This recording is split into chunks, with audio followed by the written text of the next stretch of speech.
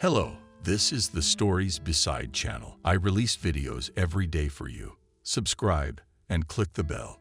Hey, wait, you didn't miss a thing. Charles, having bypassed the novelties of the latest Lexus model, stood at the hood and, folding his arms on his chest, smirked at the named bespectacled man. He was about to leave with a bucket of brushes and rags. There were other autos waiting for him, but he came back, stood next to Charles, and looked at the shining clean surfaces of the car. It was a simple budget car wash that the golden boy of the school had stopped by for the sole reason of noticing and recognizing his 11th grade roommate. James Pry whistled, realizing that the rumors were not lying. This nerd really is a black job. That's the kind of poor person he is. And now, standing next to someone Charles couldn't stand, enjoyed every moment of it, because James hadn't humiliated him like that yet. And moreover, now it was possible to show off in front of Diana, his girlfriend from the parallel class, who sat on the passenger seat, the front, living on gum and with a sneer, looking at the scene playing out in front of her. What a miss. With those words, Charles lifted his foot and soles and swiped while sweat, leaving a muddy trail behind him. 3 is better. And laughed that smartest start to his career. But nothing about the weather will get you a diploma. Look, the cleaner of entrances and basements will give lie down. A head taller, twice as skinny, blonde freckles, and literally on the pitiful kin, collected clothes. James stood, lowering his head and looking at his dirty stain. It wasn't the first time he'd been humiliated, and it certainly wouldn't be the last. And it wasn't just that since the 4th grade the kid had been known as an upstart, who always had his homework ready, who always rushed to the blackboard himself, who is the first in everything from tests to Olympiads. You'd think he'd be the first, but he gave everyone the heat, and if you had to run or climb a rope, maybe all this would have been tolerated at school if James hadn't been a subhuman, and at least communicated humanely. But he didn't. He'd never cheat. He didn't belong to any company, didn't court girls, didn't say much about himself. High school students said that he had some kind of syndrome. Like a human genius, like an asshole was born by quitting. It was known that he ate at the school cafeteria on benefits. And he lived in a bedroom community, in a 5-story building on the verge of emergency, in the company of his mother, a drunkard, and his grandfather, an old professor of some university, who in his old age had gone mad and could only talk about his disciplines with others and constantly forced his grandson to study. In short, the background did not contribute to popularity. Guys from those who keep in fear at the door. Other schoolchildren were quickly recognized in the possession of easy prey. But there was another problem. He was virtually unresponsive, and no matter what they did to him, teased. Poured glue in his briefcase, he was silent, even once beaten. So he just fell down, covering his head and stomach from the blows, curled up, as if some kind of animal in a ball. And they fell behind, because, well, how can you hit someone who purposely does not try to give back even in senior year? We've almost all lost interest. What can you take from a poor guy? All of them, but not Charles. And this excellent student, which either mothballs or wormwood, was like a bone across his throat. What are you looking at? Charles shouted at the blonde and pushed him in the shoulder. Not too hard. James suddenly turned sharply, and his gaze was so prickly, so hard that Charles Ross closed his eyes, and the smile slid off his face. A thought flashed through my brain that it happens. You tease a beast, but it tolerates it, and then it will rush in and snatch something off it. That's a problem. Another car wash worker came up to them, a grown man, and for some reason with a wrench in his hand. No, Charles replied with a smile. It's fine. James, meanwhile, silently picked up a rag and began to clean up the footprint. The final exams were approaching, and there was no time for squabbling. Charles, of course, bragged that he had seen a bespectacled man working at the car wash. That was wrong. When everyone was sitting at the table in the canteen, suddenly a girl, the daughter of the school principal, said, "She has a big, smart girl, a beauty, whom parents promised to send to study in Cambridge. James for grandfather for the medicine works. He's completely out of his mind, survived, and had a second stroke. And that's as far as I'm concerned. Charles shrugged. He's the son of a businessman. He had no doubt he'd do well in life. His mother would be paid, and a prestigious university would take him into business. The young man felt himself a king and did not think how it was possible to exist differently than people of his circle and those who were worse off. He considered the weak to be idiots, who couldn't adapt to reality, which meant they belonged at the bottom of the hierarchical ladder among the servants, and punching bags. Like James, you've heard of the law of the boomerang. The girl bowed her head. You reap what you sow. You reap what you reap. What? I gave him the job. Then and now. Don't be like that. He waved his hands in the air, unable to find the words. Final exams. That was the force that seemed to be the only thing that could possibly break the long-standing enmity and make him forget about his personally invented regular occupation of choosing how to humiliate, insult, hit harder, even if not physically, the one who simply by the mere fact of his existence on Earth pisses him off. Yeah, what's his name? James rolled his eyes at Charles. It was already late in the evening, when his classmates, of course, admitted by rank into his circle, were celebrating the graduation. Yeah, who named him that? Grandfather must have chuckled at Mason, Charles' constant companion in all his adventures. He wanted a piece of his successful, beautiful life somehow. Where do you think he'll go? Asked in a thin voice Sophia Rottenblond father, who owned a high-end grocery store and has no idea. He'll probably become homeless. His house is going up for condemnation, for the likes of them to live in. Some crooks are gonna scam him. We've heard of them finding a new apartment and offering to trade it for a bargain, double it themselves. The guy angrily kicked a pebble on the road. Everyone was walking along the embankment, admiring how pleasure boats were gliding along the river surface. They were going for a ride on one themselves. And James, indeed, disappeared from everyone's radar after graduation. His house was really dispersed, then demolished, and the structure was leveled to the ground former, once cozy yard for residents, where earlier in the spring all drowned in lilac bushes and grew on this place shopping center, noisy, expensive. Charles entered the Faculty of Economics in the most prestigious university in the city, and of course, not for a budget place struggled, but for a paid one, thanks to his father. In general, life seemed to the young man a holiday. He received his diploma, and his father, of course, took him into the business. And that was trucking. He bought his son an apartment in an elite new building. And of course, every now and then he threw in some money for pocket money, so to speak, expenses. Charles lived like that until he was 28, and then it was like something in the universe broke. It all started when his father called him and his mother Adriana in the hotel and confessed that he was practically bankrupt because the competitors, seeing the unfair game, were attacking, and he, trying to save the business and somehow earn money, took loans from serious and dangerous people. But it did not work out with the new business, and now we have to sell off the fleet because on interest. Are we beggars? Adriana, who hadn't worked a day since Charles was born and who didn't see herself as anything other than a socialite, clutched at her heart. No, of course not. Remember how we started out, honey. We started out as families, we collectively. We sat in boxes for weeks. But we made it out, yeah. Out of life, by the way. Ended with a hint that in recent years, oh how late, how too late, Jacob realized, from pampering the family himself in this burn, what could have been done. They were used to the good life even too much. The son, though he learned, though he went into business, it took him. He didn't want to work like that.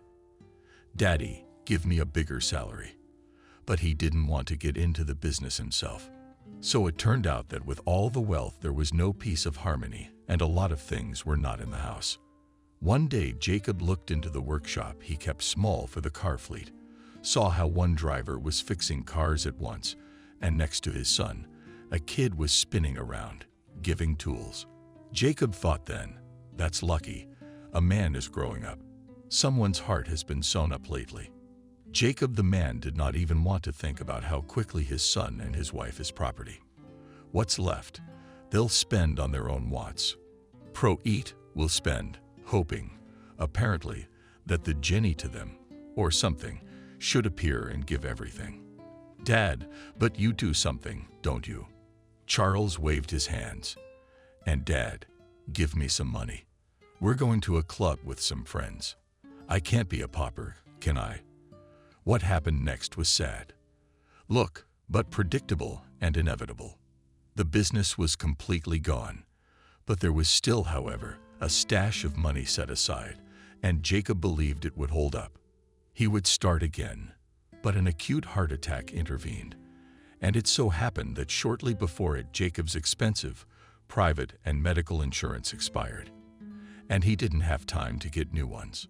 So together with a private clinic, in which the room is similar to a luxury hotel room, was a man in the most ordinary hospital, lying on a bed in the company of other poor people, among them a pensioner, a homeless man, and a construction worker who had taken over the attack. We're on overtime, no weekends. Lying there, coming to his senses, Jacob suddenly realized that perhaps he had been too optimistic, because his wife had only looked in once, crying, asking what to do, never raised his hands on her. But here, I wanted to shake her so badly that her brains would fall into place, because what do other wives do? Jacob himself has seen, carry their husbands' home-cooked meals, get medicine, and he's alone. His son didn't even visit. Adriana told him that the boy was depressed, and Jacob covered his eyes, but himself didn't move. Memories came instead. It was like someone had gotten inside his head, dug up the box, cursed it, dusted it off carefully, and took out the thing his soul raved about the most. Though it seemed, well, how many years had passed, what did it even have to do with the present? And then came these memories, and that was it. Jacob was very green then, yesterday's students, but it was the dashing 90s, and he, like many of his peers, was like infected with a fever. What pushed, chased, lit faster, brighter, take everything you can.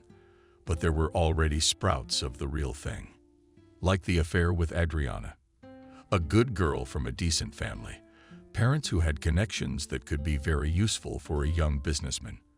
And just when it was all out of place, came Anna's love to her at first sight into one who was nothing at all. The girl this thin folded like a heron. Her name was Betty, and Jacob ran into her in a restaurant, and literally ran into her. Either he pushed her accidentally, or she just picked him up with expensive drinks. As yelled the manager who came over found himself on the floor. Jacob greatly said he would pay for everything. Did the girl drop her eyes on him? No, not the eyes yet. He looked into them and disappeared. He realized he could sing Moldavian lakes about those eyes. Everything was so fast, and the meeting of his promises, her hands timid. But he woke up when Betty told him she was pregnant. He realized how screwed up he was. We were already married to Adriana, and Dad trusted Jacob like a son. How could you give up the right path? I mean, for eyes like those that you can't find anywhere else in the world. I had to give her a stern talking to. Jacob handed the girl a wad of cash and told her there was nothing more between them. She should abort, and it would be best for everyone. He remembered well how thin, snotty fingers had caught him by the hem of his jacket, how she begged him not to leave, said she had nowhere else to go, and that her family had shamed her like that and wouldn't take her back. He said, "That's enough," dumped her, picked her out of his own heart without pity. And now, it's too late. It was stupid. And he thought about the fact that if this child had been born, he would be about the same age as Charles. And with that memory, he found out. And the next day, after morning rounds, his wife entered his room unexpectedly. She sat down on the edge of the bed and put an envelope next to her husband. She lowered her eyes and pressed her lips together. "What is it?" Jacob, barely listening to the Messiah with his finger, and opened the envelope. Inside, he discovered money. He looked at it confusedly, where his wife could only have gotten it from, and why she had brought it to him here. And then she spoke, and Jacob at first thought his heart would stop. But it didn't, and he had to listen and be horrified. It turned out that under a general power of attorney, Adriana sold their apartment and also withdrew all the money, that there were still crumbs left on his account.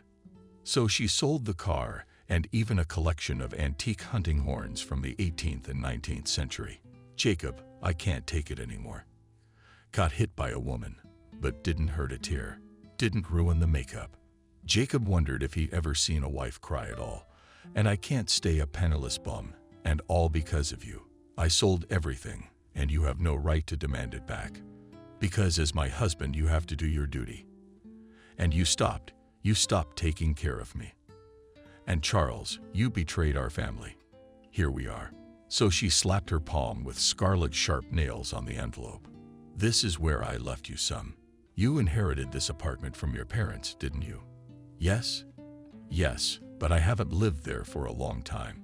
I don't remember. My brother, I think my third cousin or whatever lives there. So you have a place to go. Adriana smiled as if all problems were solved. And me, I'm sorry. I'm going to my parents to live. And if you respect me, please don't show up there. I'm filing for divorce. I'm sorry, but I can't take it. And then you're a debtor. They'll be looking for you. You could ruin my life. What he means to say is that he's paid off most of his debts, but he realized there was something important. What about the son? So he doesn't need a father. Charles is all of a piece. No, he's too good a boy. He's a fool, and he said he's going to live with Daddy. He went with your kin to make arrangements. What kind of stuff does he carry? And Charles dared to yell at me, accused me of being a thief. That's all right, I went on, and suddenly smiled wickedly. We'll realize that Mom was right, when bread is not your cheap prostitute life. For Charles, the decision he himself made came as a complete surprise. At first, when it became clear that his father was in trouble, he was angry. He had always wished that his father wasn't just made of different dough than most ordinary people. Charles had no doubt that his father was tough, and he was successful, strong, invincible. But life was hell pouring in and revealing lies and illusions, and when it became clear that his mother, whom Charles, on the contrary, had always considered a woman, who without a protector for life is not adapted to life, when she did to his father so cool, then Charles felt his own vulnerability. No, he didn't have a guilty conscience about anything and everything. It's just that he realized that in his almost 30, in fact, jumping life is not clear what to do with it now. But at least his father understood him. They were friends, and his mother was a lecturer, always criticizing over little things. Charles didn't want to live with her. That's how yesterday's golden boy ended up in a crack house on the outskirts of town. Lucky still that the apartment had 2 rooms and a distant relative by the name of Noel. The man is some kind of strange. The whole house, to veil the shores, said that the native is sacred and will not interfere in any way. But not to touch the question either. And I did not think squeamishly, assured Charles. Carried a bag of my father's things into the room. Thought it wouldn't hurt to put a lock on the door. A few days later, he picked Jacob up from the hospital, and they tried to just get on with their lives. And it was not easy. Charles was angry again, now at the circumstances and at himself. It was a strange feeling. He could barely cook dumplings, and washing in the machine was an unimaginable ordeal. Yes, I allowed gaps in your upbringing. Jacob shook his head. When my son came home from the store gave him expired milk and yesterday's bread. It's all right. We'll get through this. Under the windows in the yard covered with fall leaves, and already marked by local dogs, was a Ferrari. Charles out of place in the local landscape and to Jacob's eyes, prohibitively expensive for their current situation. We should sell it, he said, to his son at dinner. It'll be a start. I think we'll try the fertilizer trade. I have an old acquaintance who can help with reliable suppliers, and most importantly, with the market. Well, I'll take care of all that, of course. You'd better get a regular job for now, son. Where will I go?" Charles sighed and tossed the dumplings in the bowl incredulously. He wanted marbled beefsteak for dinner. That's what they're all about. Well, for a lower position. Sorry, we're in the same one your parents overestimated you to be in. You didn't do anything. So don't embarrass yourself and don't make any money anywhere. Dismissed. Go at least as a sales manager at a cell phone store for starters. Charles almost choked and looked glumly at his father. You can't get a card yet. We have a reunion on Sunday. Will be 10 years after all. Do you want to make a big deal out of it? No. Why not? I'll walk in and say, my dad's business is failing. My mom sold her apartment and we're living with some crazy guy. That's what I'm like. Jacob just shrugged his shoulders. All right, take it, but then you'll have to find a buyer yourself. The reunion was not the first time. After all, there had been one 5 years ago, but Charles hadn't wanted to go then. He thought it was a stupid idea. He'd lost touch with his former acquaintances, except for Mason, a few years ago. But then the guy had been in a motorcycle accident and apparently having hit his head hard, had decided to change his lifestyle and move to the countryside. With the film, they sometimes crossed paths, but she then left to build a career as a journalist in the capital, and their connection was cut off. On the appointed day, Charles stood in front of the mirror of an old closet and analyzed his person. Could he be a loser just by looking at it? Or was he so okay? He wasn't going to lie much about himself, but he didn't want to tell the truth either. Humiliating embarrassment. That's what it could be. Charles decided it would be more interesting to hear about former acquaintances, to see how their lives had turned out. The meeting was set in an inexpensive, but with a good reputation. By 4:00 p.m., people were starting to gather, and all entered. Charles counted 5 people. Not dense, but here he was surprised to see Mason, not recognizing him as a bearded man in a funny sweater with reindeer on it. There was a Rick in the class, a guy who was unremarkable and a C student. And now, as it was revealed in a conversation working in a publishing house as an assistant senior editor, Kathy and Liam, the red-headed, carrot-headed twins who were involved in music as DJs, producers, and radio hosts, were also here. Christina, who was teased in class because she was a stutterer and respected because her mom was the school doctor, became a kindergarten teacher. And they all gathered around a large table with several coffee kettles, pitchers of lemonade on platters, cookies, a mini sandwich, and Arnaud. They reminisced about the old days. They bragged about their successes. Charles managed to maneuver and tell himself some of the truth, leaving out a tidy bit of the current misfortune. Oh, look, suddenly for the first time Christina interrupted the conversation and poked her finger in the window. And who is that? From the window behind the graduates of the hall, well viewed the parking lot in front of the cafe. And now a strange cortege stopped there. 3 black foreign cars with tinted windows, on each of which were fixed some flags. So it looks like everyone's here, Mason said. So he was pushed back by Rick again, just like 10 years ago. Most curious. Oh my. It's from the shadow of the heat, people. Who's there? We're here. Well, the cars, the flags, the manager. This state is small, insular, and terribly closed until recently from the outside world. They just recently started sending their representatives of the business elite, diplomats, scientists around the world, establishing ties, so to speak, getting rich. They'd recently found something there, and they're concerned. Oh, wait, they're coming this way, said the last appendix with such a gasp Rick, as if he had a personal UFO coming in for a landing. Well, no, you can imagine. We can't get through to them. We catch them in all countries to collect material for books, and they're wandering around our city like they're at home. I'm sorry, I jumped up and got out of the table. Somebody's legs were crushing me. And then the door to the hall opened. On the threshold stood a tall young man with blonde hair and such piercingly blue bright eyes that they seemed not real. He was dressed in a 3-piece suit, which, as our eye could tell, Charles was clearly tailor-made.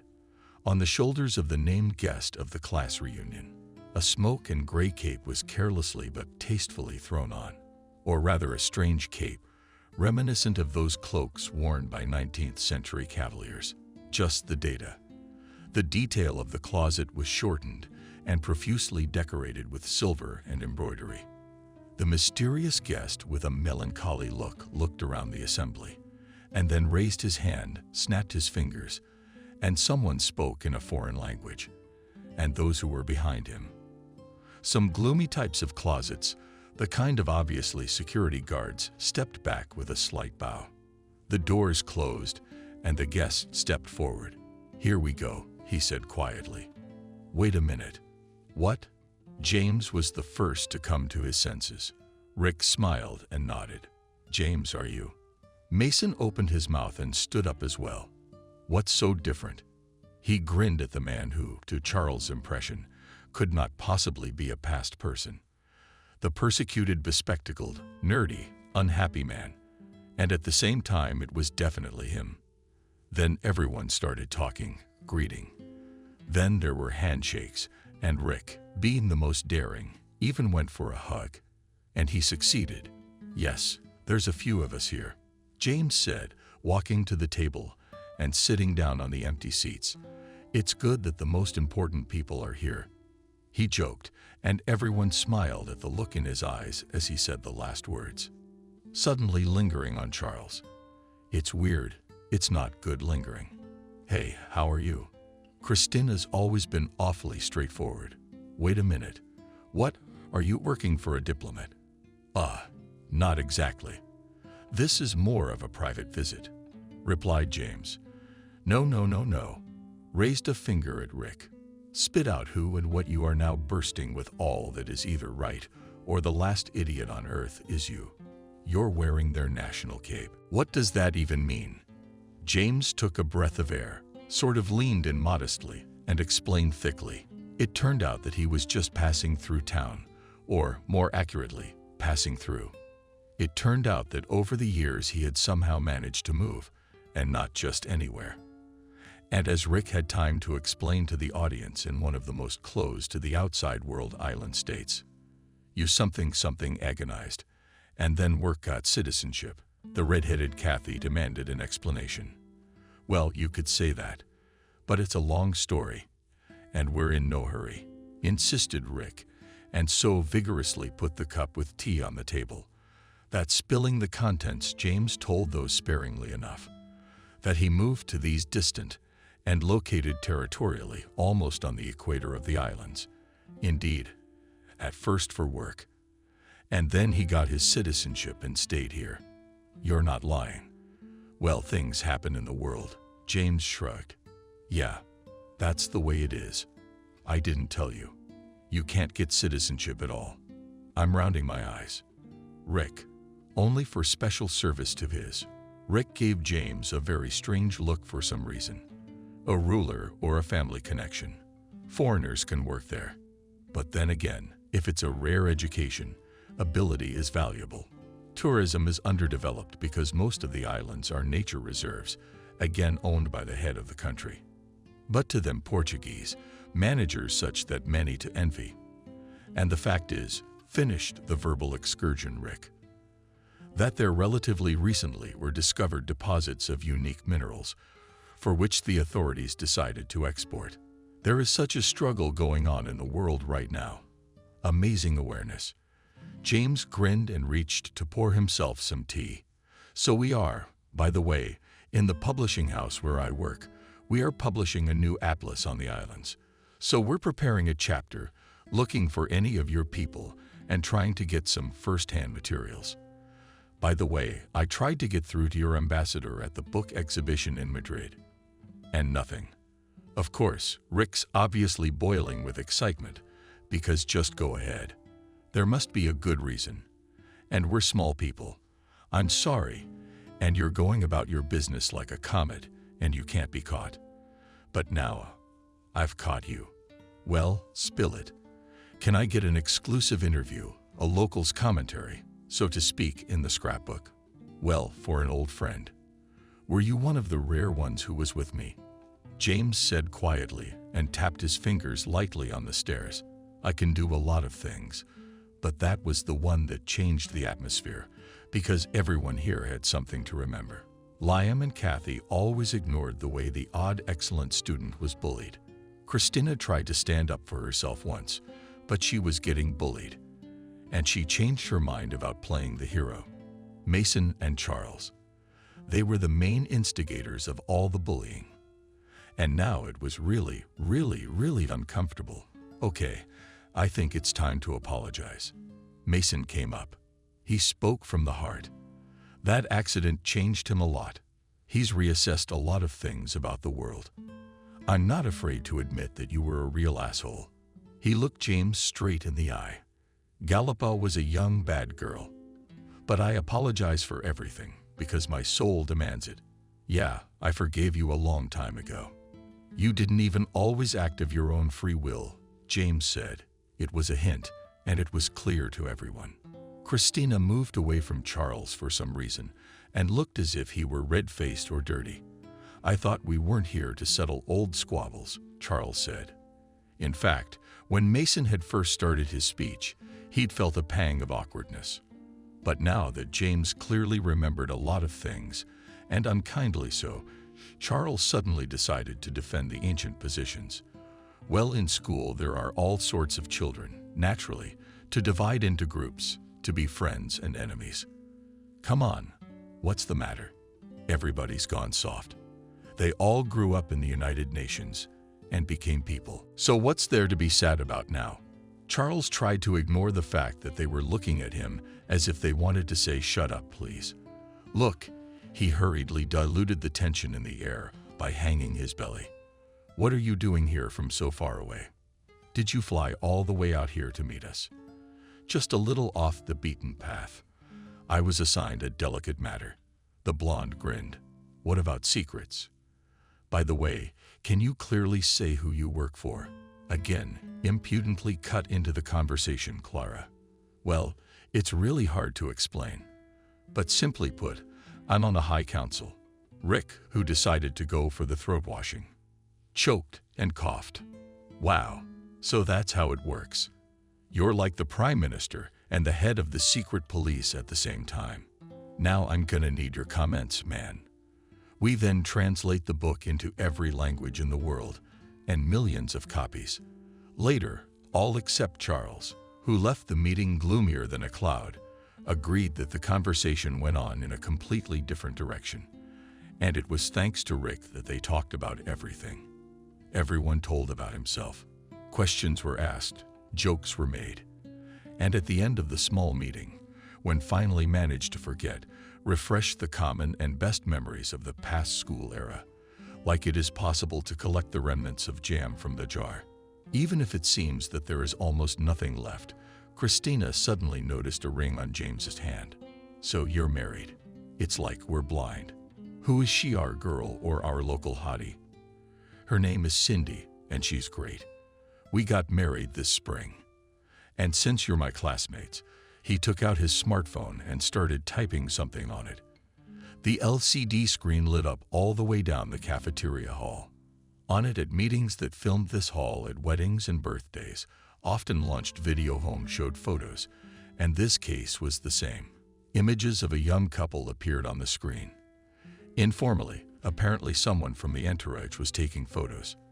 But there were also selfies, and while classmates hooed and awed, considering the swarthy, handsome Islander who with her husband played golf, then they were on the beach, then he obviously caught her billet laughing, holding in one hand a frying pan with scrambled eggs, and the second hand swung at the film towel.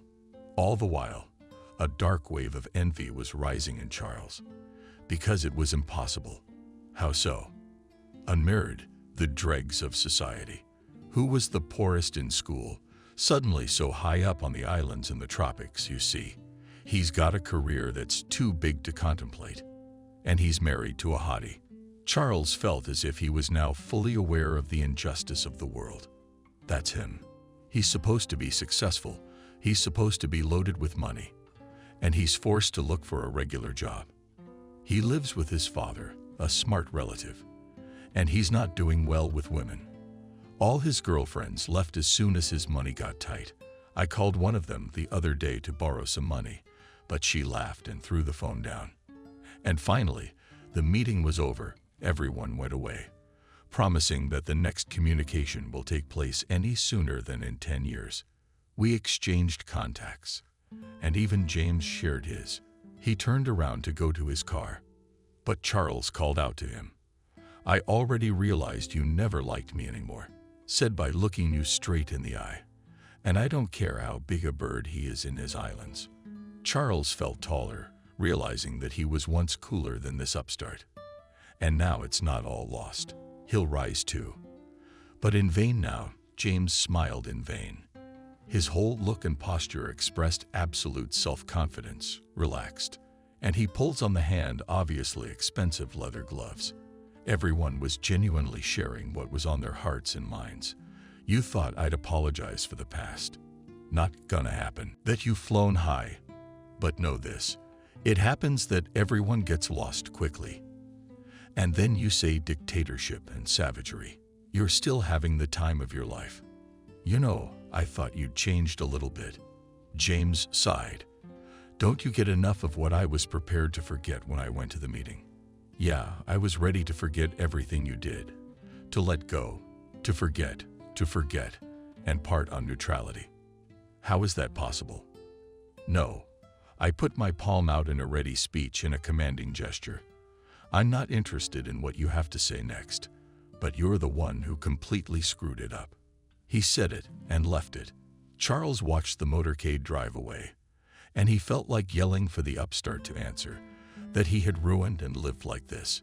It couldn't get any worse. As the motorcade raced through the city toward a small hotel that had been rented out entirely for a few days for privacy, James closed his eyes and sank into his own memories. Back then, the night before graduation was harder than ever for him. His mother was drinking more and more. She had lost touch with reality altogether. "Grandpa, I'm afraid," one day the grandson honestly confessed. "When sitting in the old man's room, with his support to prepare for exams, you forget about fear. We decide how to eradicate this fear. What if I will be like my mother, will get drunk one day and go crazy. But you don't drink and you don't feel like it. So what for? There are cases in a person's life that make the mind break. But if you always keep your mind strong, if a man has a core inside, no trials, no sorrows, and your mind will not break. It's over, old man." He knew, understood perfectly well that grandfather himself had problems. He could hover over a formula all day long, muttering something to himself. But even so, to James, he was the best intelligent man around. And besides, there were many times when Grandpa's mind was as clear as it was now. "Your mother was a good girl. You know, I think it's time you learned." And he's on. About your mother being betrayed by a rejected man, and without personal happiness was faced with a cruel choice. She chose to keep her child, returning home, and grandmother James Betty. Years of being berated for it. Forbade her to get a higher education because the child was born, and now she supposedly had no right to it. Betty worked at one place and another. She was fired for absenteeism and later for drinking. When James was 8 years old, he lost his grandmother. She passed away from a terminal illness. James' grandfather and Betty's father had tried to protect her, by the way, but for some inexplicable reason, Betty considered, only took her mother's opinion to heart. "I hate him." A young man's feelings for his father have fallen out. "Don't you dare," his grandfather told him sternly. "You should judge a person by their actions. Tell me, what did your father do that you hate him?" He chased Mom away, blurted out to the young man all his feelings for his father. "Don't you dare." He also told her to get rid of the baby. But a lot of couples break up, and it's not always pretty. I, for example, divorced my first wife. Not only did your father do it, but in this world, unfortunately, have become easy to treat that child, if not needed, you, not born, like a bug. Flush. Can you swear with your heart's blood that your father was not sorry for what he did? Do you think he didn't show up with a wedding ring for Mom and a teddy bear for you? Maybe he doesn't know you were born. Your mother went to the village to our distant relatives, then moved to the city so you could go to school here. I have to talk to her, find out about my father." James jumped up. "But you know the state she's in. I don't care. If Daddy's good, he'll help her heal. But not this time, not next time. I'd like to know the truth about Mom." She, barely realizing what it was about, started crying, reached for the bottle, and ended up launching it at her son's head. James was angry with her and said that he would find his father one day and pull him out of the ground. And then there were the final exams from school. The house was resettled. We moved into a new apartment, but almost immediately Grandpa came down with pneumonia. He joked, barely breathing, that houses and walls help, that he was like a tree, ripped out with roots and transplanted. It seems, and the soil is fat. Everything is there. Will not take root in a new place if ripped out naturally. Grandpa died then. And then the guy did not know how to even exist further. He remembered that he promised his grandfather that his life would turn out well, as only possible well. Grades allowed to enter the budget, and almost anywhere. So James decided to become an archaeologist. He went to another city, studied, and was ready to work in his specialty.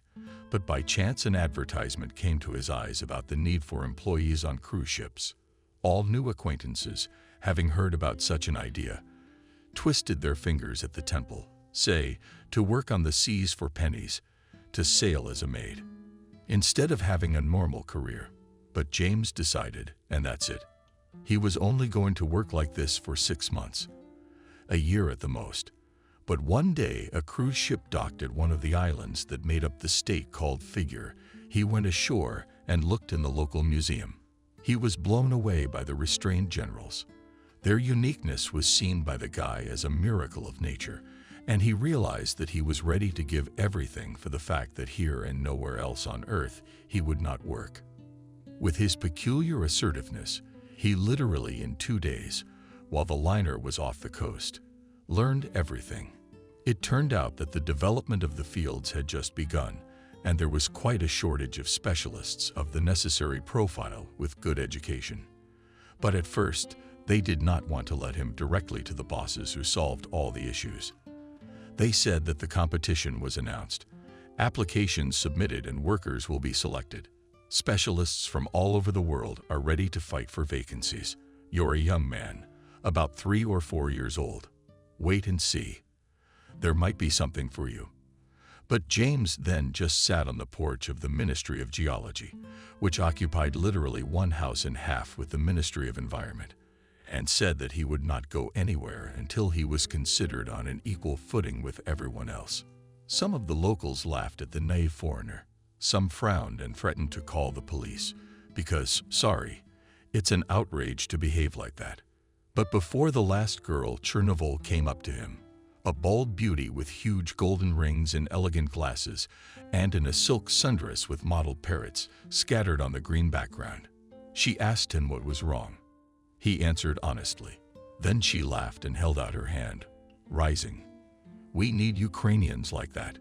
The beauty led from James straight to the office of the minister, sat down, and said that this guy is fresh blood, which will help Alex to enter the international market with its generals, and stepped aside, brewed coffee for an in-depth conversation. Turns out she was the daughter of the local and the Minister of Geology. She was only 18. She was an art student at the local college and a volunteer with the Seacoast Conservation Club.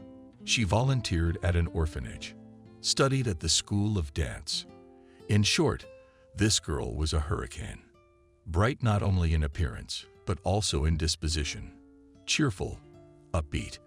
On the fast track, James obtained a work visa and quickly began to build a career. Thanks to the internet, he was able to continue his education remotely, consult with leading experts in his field from many corners of the world. And then one day there was an earthquake. It was not great, almost without destruction, but in the mountains, the largest island in Jersey was being mined for minerals. And there was a cliff. James and Cindy were there at that moment. They were trapped. The rescuers took 4 days to reach them and had no hope of finding them alive. And when they did, the whole little party was jubilant. The girl was alive, but James was on the edge because all those days he had been giving her their existing supplies of water and food and clean air from an emergency oxygen tank. That's how I realized what this man was like, and sympathy grew into true love.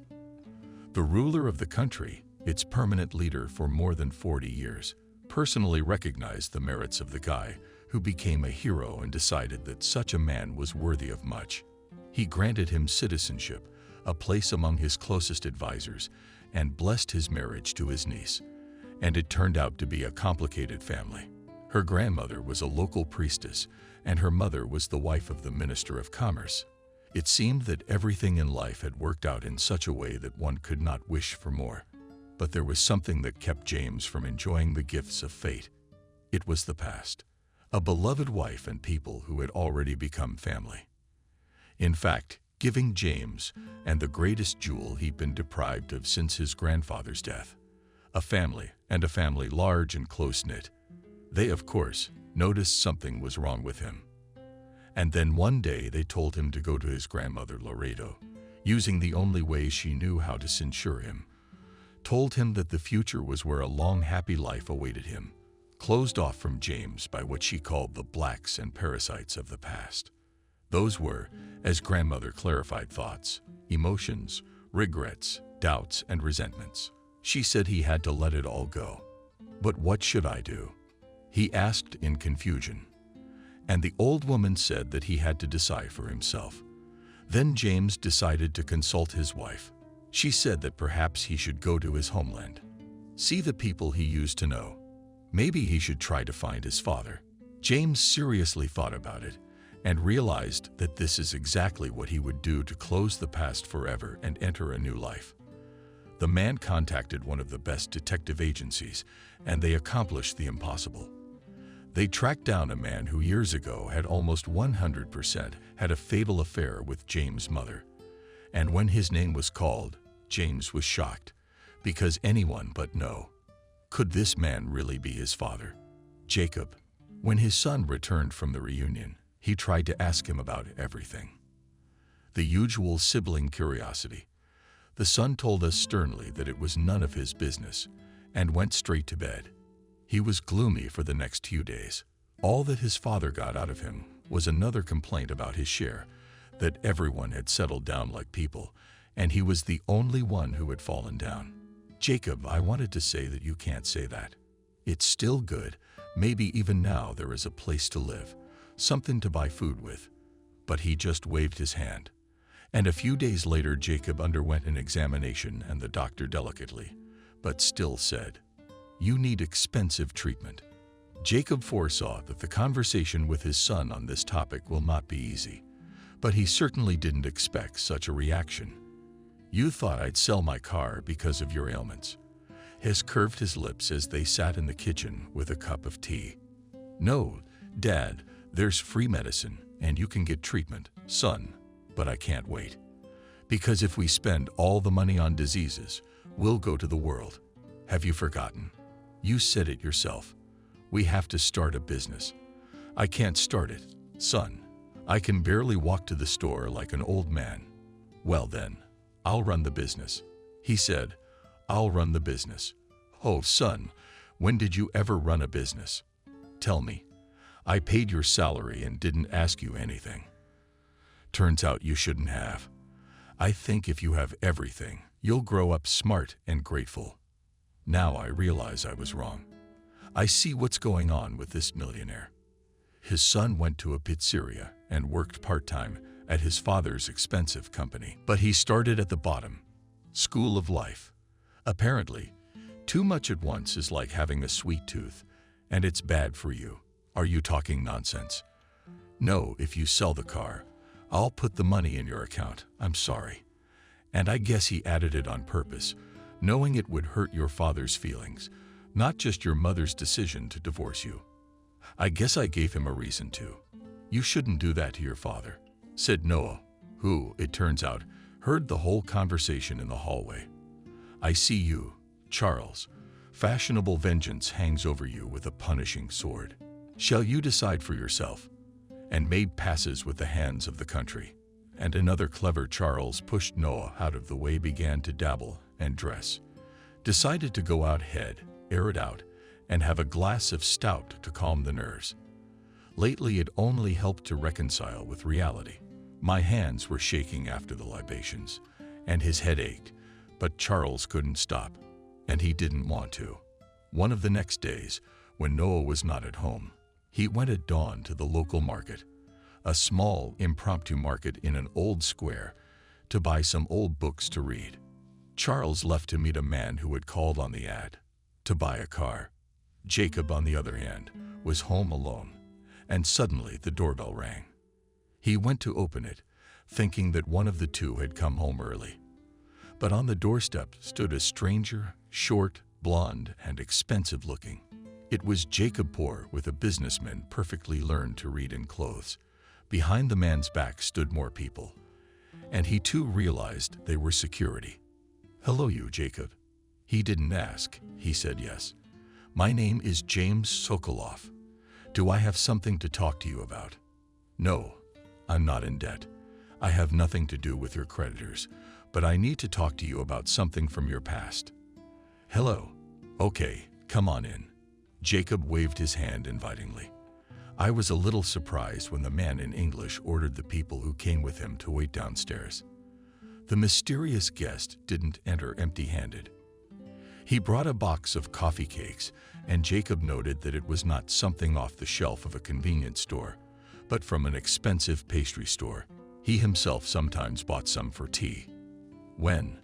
A long time ago, as if it were a past life, when he wanted to treat his family, gather them all around the table. He also remembered that neither his wife nor his wife liked it. They always had something to do. In general, on this day Jacob, himself especially unwell, felt the medicine, which the doctor told to take daily in the morning the day before, ran out. He cut up the stash. It was empty, of course. It was Charles. It was necessary, accordingly, to go to the bank and withdraw from the account for the medicine. But it would still take a while to get there. They came into the kitchen. Jacob made tea. "So you wanted to talk about my past, but what exactly?" James had prepared a speech, very clear, easy, diplomatic. But now that the man who was most likely his father was sitting across from him, all these words were forgotten, and he just a little bit emotionally confused, as it were. That there lived a girl named Kelly. She got involved with a man out of her league, and then Jacob barely had time to take a bite of cake and tea. Naturally, from such a story were left aside. His eyes went wide. How? How is this even possible? So heavy, and on the heart warmed. And literally so. The heat was spreading through his chest. "So you're my son. It all fits. But we'll need a genetic test to be sure. At my expense, of course. And if you don't mind, of course I don't mind." "No, I don't mind. I think you have my nose." Suddenly, he reached out and touched his son's face, and immediately jerked as if he'd been burned. "Oh, I'm sorry." "No, it's okay." James took Jacob's hand. "Maybe it's you, Dad. It's been all these years. I was 7 years old. My son and my own son was there for me under those circumstances, and I shook my head.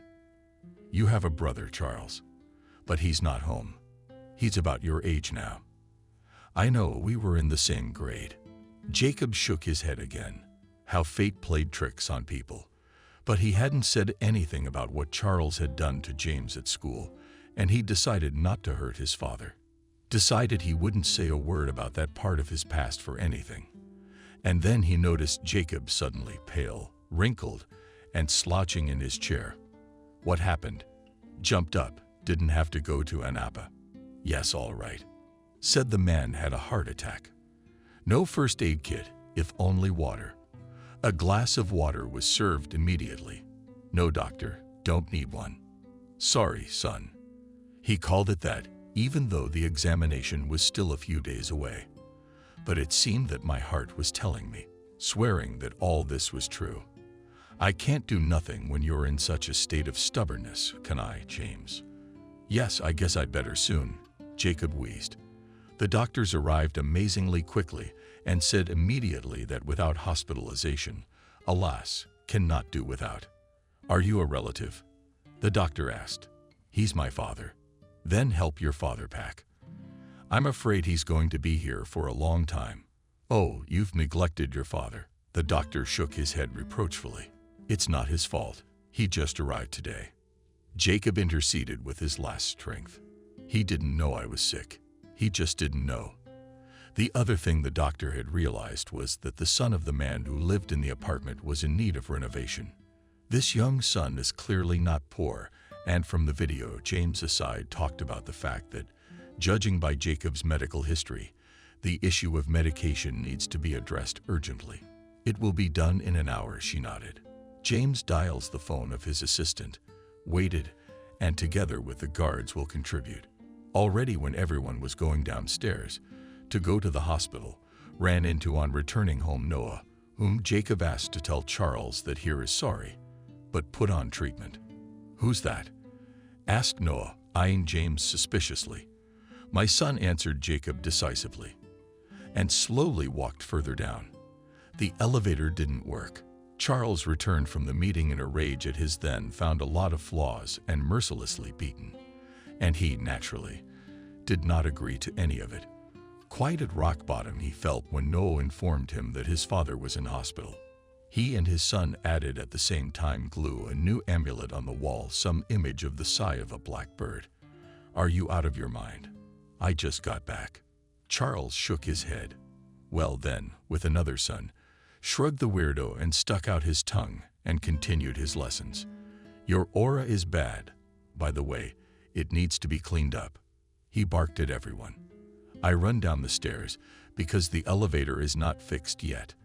At the hospital, I managed to find the doctor who was treating my father. But for some reason, he started talking about the same thing. Are you all crazy? What son? Here I am. Charles pounded his fist on his chest, and I'm his only son. But that's for you to sort out among yourselves. The doctor dismissed him tiredly. He had a lot to do today. You can visit your father today. And we need to decide on further treatment options soon. Yeah, surgery. Yes, I think surgery is the best option. Yeah, anger, Charles muttered. And you can pay for free, but you'll have to wait. Theoretically, under the cover of drugs, it is possible, but the best option to spend it in a private clinic. No money. With these words, Charles slammed the door to the office and went to look for his father's room. When he found it and looked in, he thought at first it was a glitch, because the hated James was sitting in the chair next to his parents. What are you still doing here? He raised his voice as soon as he walked in. Get out. Charles. The father in the bunk was like a stranger. Not the man he'd always known. He was weaker, like an old man, and it was kind of squeamish to see him like that. Charles, there's something I have to tell you. Well, you can tell me what's about to be discharged. Just get this one out. What the hell did he bring all that stuff for? Dad can't worry. James' tone was like Charles had pulled a string. Calm down. Listen to yourself while they speak kindly. But out of evil stubbornness, Charles only smirked, smoothed his lower lip, and this is my father. We'll take care of this ourselves. Son, but he's your brother, Jacob whispered. What's all the fuss about? A nurse came into the room. I'm going to kick everyone out. There are patients in here, by the way. Meanwhile, the patients were shooting at you in the hospital. Because, as you know, lying around is boring. And something interesting was about to happen. Charles could hardly believe what he was hearing. Bullshit. A gamble. He can't get it. He's lying. Genetic testing won't lie. The result will be tomorrow, James said calmly. And I'm not going anywhere. By the way, I'm taking care of my father. Don't worry. The half smile cut into his self-esteem. Pride of Charles. When the masks are on, I'll cover all treatment costs. We won't accept anything from you. Making a final argument based on nothing more than my own opinion, naturally. We don't want anything from you. Son, why are you doing this? He's your brother. Yeah, brother. And you cheated on your mother. I'm not saying it wasn't my fault, whispered Jacob, who didn't feel good about the whole conversation. It just happened. But I realized later how wrong I was to leave anything behind. It was wrong. It was cruel. And James forgiving me and finding me is a miracle. He's my son, and he wants to help. Charles, come on. I get it. You're angry for some reason. Why? I thought you were in the same class. Charles just went as red as a tomato and burst into a violent speech about what he really thought always nerdy upstarts poor classmates, and these were not nice, cruel words. No, I won't accept help, and I'd rather have no father at all than for myself. I'll take the money. James finished his speech. James got up from the table and slowly stepped toward Charles. He only had time to read in his eyes that he had overreacted. The next moment, Charles was blown out into the hallway. But in fact, he was taken out by the kindness there delicately. So, silently, painfully grasped his shoulder, quietly said again, reinforcing the eye contact. Keep in mind, you're only safe because your father wouldn't approve. But remember, I will not allow myself to bully him. Do you understand me? Yes. You live like this, you've seen a lot, and then you see this. That was Dr. Jacob. He came in about 5 minutes ago and was standing in the hallway. He needed to talk to one of his patients and just so happened to hear everything. So you gave the doctor a stern look at Charles. You'd better leave, unless you want your father to have a heart attack from the stress. I'll help you find the door. You take it easy. This is a hospital. Turn to Layden and let's talk about what we can do to help. Jacob and the treatment will be long and difficult. At the same time, one of James' aides drove up to the hospital. The necessary medicines were bought, and from that very day, Jacob received all the necessary treatment. And as it happened, he recovered sharply. The need for surgery was still looming on the horizon, but it could be postponed. The next day, the lab results came back. The familial connection was confirmed. Charles left the hospital, came home, and started drinking. He just didn't understand what was happening to his life or what to do about it. You know, ideally, your father should take a vacation somewhere on the seaside, cautiously advised the doctor. Speaking once again, James, it was already clear that he was a wealthy man. And so Jack, as the doctor was called, could safely recommend the best for his patient. Just, not a couple of weeks, but a couple of months at least. After a little thought, James answered. He would have a medical escort on the flight. Goody. The doctor grinned. Ah, Jacob had been lucky. And at first it seemed that with a son like Charles and a wife who brought the news of the divorce directly to the hospital. I mean, it was really bad. And you'll give us all the recommendations. I will. Jack nodded and added, Be careful. I don't want to pry. But if I get the chance, in general, try to provide father favorable emotional background, the state of the nervous system. It means a lot in his case. Jacob. It is news that he was shown a vacation by the sea, and he may have taken joyfully and shocked at the same time. While he was in business, he hardly ever allowed himself a vacation. What vacations and seas? All in labor for the capitals. For the family. He agreed, but he also tried to talk about Charles. You're brothers, aren't you? Yes, we were in the past. But maybe we can reconcile. I'd like that myself. In my family, they say it's as dangerous to keep an evil memory close to your heart as a snake around your neck. I'll try. I'll talk to Charles and tell him we can have another chance. As in kindred spirits, now that things have changed, he sighs, and if he agrees, let him fly with us. Maybe the change of place will help him change. If everything works out, I'll help him with his job too. Same place. At first, Charles didn't want to talk to his brother about anything. To him, the appearance of James in this capacity seemed to him the most cruel mockery of fate imaginable. But his stubbornness was slowly failing, especially since the house had run out of alcohol.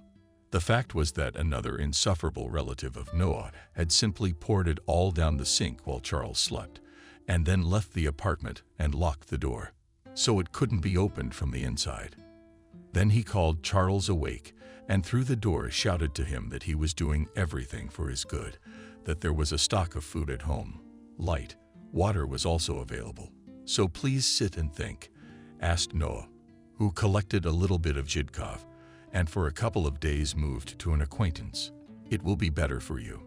Charles roared from the other side of the door, kicking her, threatening her with all sorts of things. But what could he do? He just sat there. That's how Noah got off the booze. I was horrified to see what my father was doing in the hospital, and I felt bad for him. James, brother, it turns out. The anger was less, but the irritation remained.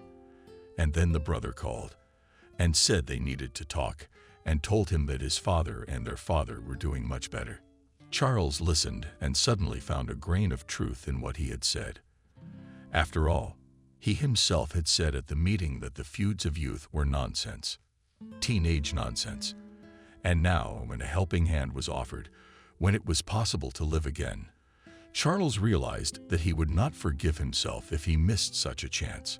After all, he was under no obligation to make up for James with brotherly love, but simply to be kin, for making his father well, for helping him with money and business work. And why not? Alstein met people from other latitudes of the planet unusual and sultry, even for his weather climate. It seemed that the sun brooded and spilled into oceans onto the earth. Finding peace and thought could only be found indoors under the cover of air conditioners. James put the relatives in a small villa overlooking the ocean and naturally provided everything, so that they could feel no worse than tourists coming to these islands for a vacation. Jacob quickly recovered. It was the climate, because the heat began to subside after a couple of days. High-class treatment, as well as, of course, positive emotions. James would have been happy to spend more time with his family, but he could not wait for business, and he was working long hours. Numerous boisterous relatives on his wife's side took the news that he had found a father and brother. Positively, they were cordial, welcoming, and open to new family members. Jacob took a great liking to his sister-in-law. She was amazingly respectful of her husband's father, and even impressed him with some knowledge of Russian. She could say bon appetit, good evening, and a great day for the beach. In general, happiness came over Jacob suddenly, and he could not believe it. Could life really change like that? Charles. He socialized quietly with him, but shied away from keeping his brother and father company on excursions. He enjoyed all the benefits from James, was amazed that, it turns out, he was willing to give him a job. The family owned a firm that organized tourists' vacations, and there was a vacancy for a manager. Charles hinted about his business. James said that it was more complicated, but that it was something that could be worked out. Perhaps it would have to do with construction. The island was experiencing a boom in the construction of new homes. Its infrastructure was being developed. But it wasn't all smooth sailing, according to Charles. He'd seen his brother succeed, and even against the background of Charles' own recently luxurious life, it seemed too much. Why was that? As James, coming from down under, was such an honor. You see, in a couple of months, there will be a reception at their ruler, and there will be awarded for services to a small abstract state. And you can even bring your family. Charles saw how good his brother's wife was and almost choked on his morning tea when she joked that her husband loved her alone for the time being. But according to their customs, it was possible to have a second wife. And if James wanted one, he would have to submit to her. That was over the top. Charles was torn between two shores. He was sick of his brother, and he realized that without him he'd have to live without money again. But no.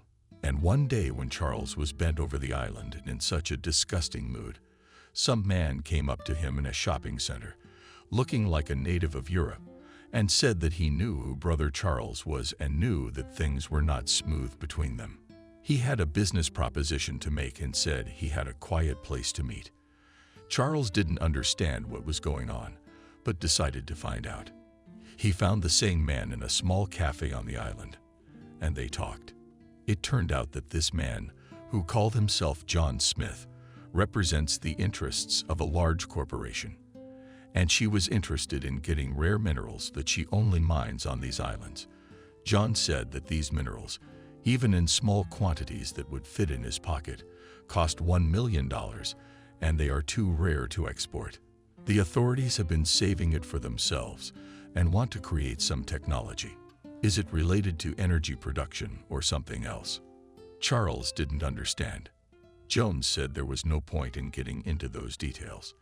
But what really matters, he made Charles a business proposition. You as a brother, 2 people in the country will not be particularly scrutinized at the border. Take a ticket to London. Our man will meet you there. And this is what we can offer you for a handful of these stones.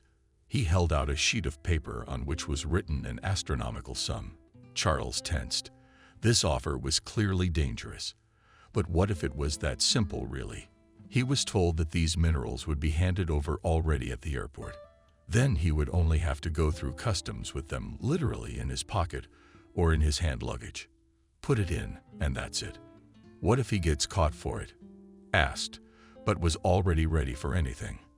It's impossible, believe me. We don't need an international scandal ourselves. Our scientists are capable of making it, so that later the manager will not be able to prove that the new technologies were developed with the use of these minerals. I realize this all sounds difficult, but think about it. And by the way, there's time to think about it until tomorrow. Otherwise, we get it to someone else. You think about what you want out of life. Do you want a successful life, or are you determined to keep getting handouts from your brother? Until one day, perhaps you lose his favor. Before the next morning, Charles had barely left the meeting. Dialed my wife's number and said I'd do anything. That's perfect. So now you have to fly out the day after tomorrow.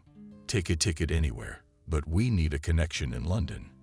Give me the flight number. The exact time. That left the hardest part. Charles decided to talk to his father first. Told him that this life was all very well, but he'd like to go back for a while. Before settling down, he would like to meet his mother, and he would like to meet some acquaintances. Well, okay, said Jacob, who was watching a TV show in the living room. And you for a long time.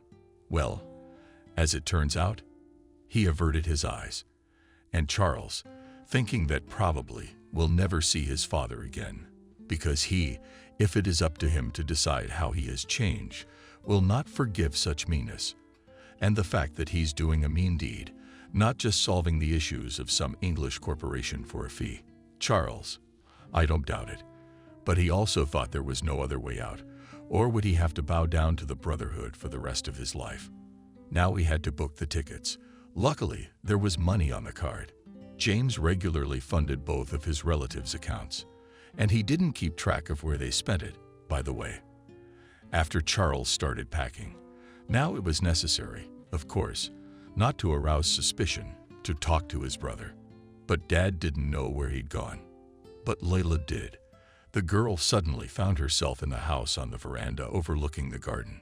Climbing on a stepladder, she was hanging the beam from the ceiling. What looked like an Indian dream catcher. What are you doing? Asked for love involuntarily slender legs of the beauty. Charles rejoiced, and as usual we didn't. The ending of his name stretched in pronunciation. The home defense smiled, and for a moment, Charles felt ashamed of what to do. Was going to. We believe that in this one, pointed to a thing wherein a strange Lazarus intertwined colored threads and some crystals. Spirits live there, guardians. Now they will protect this house from any evil. Punish the cruel one who plots evil against our family. Superstition. Charles shook his head and felt nauseous. How mercilessly the sun is scorching.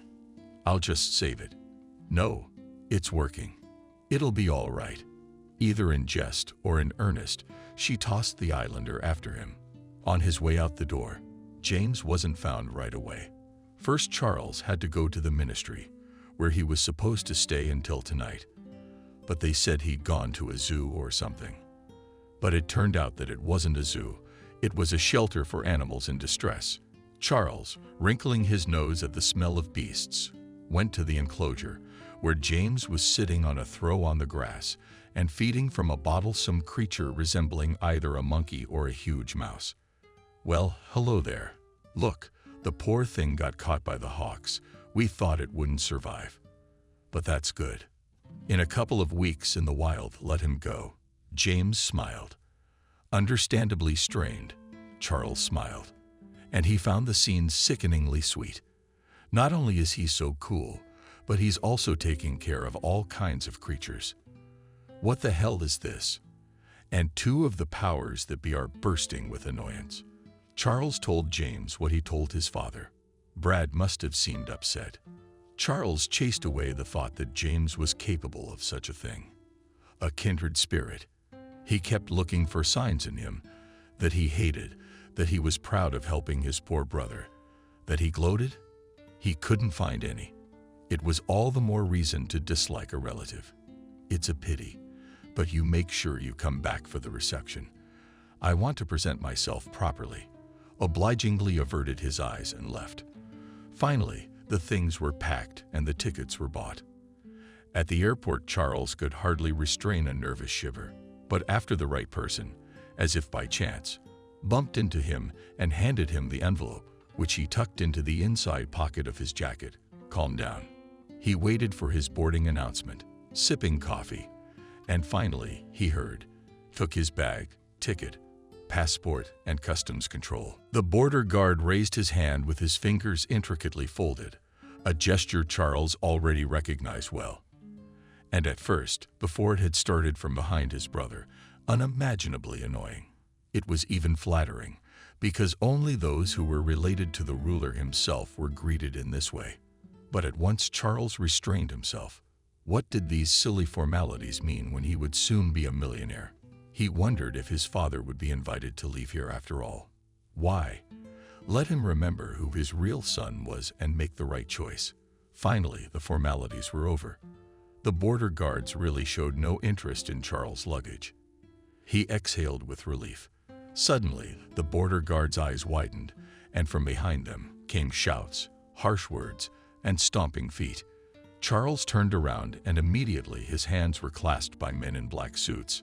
He saw his brother in uniform in front of him, and the thought flashed through his mind that he was not only in the council of the ruler, but also in the secret police, like me.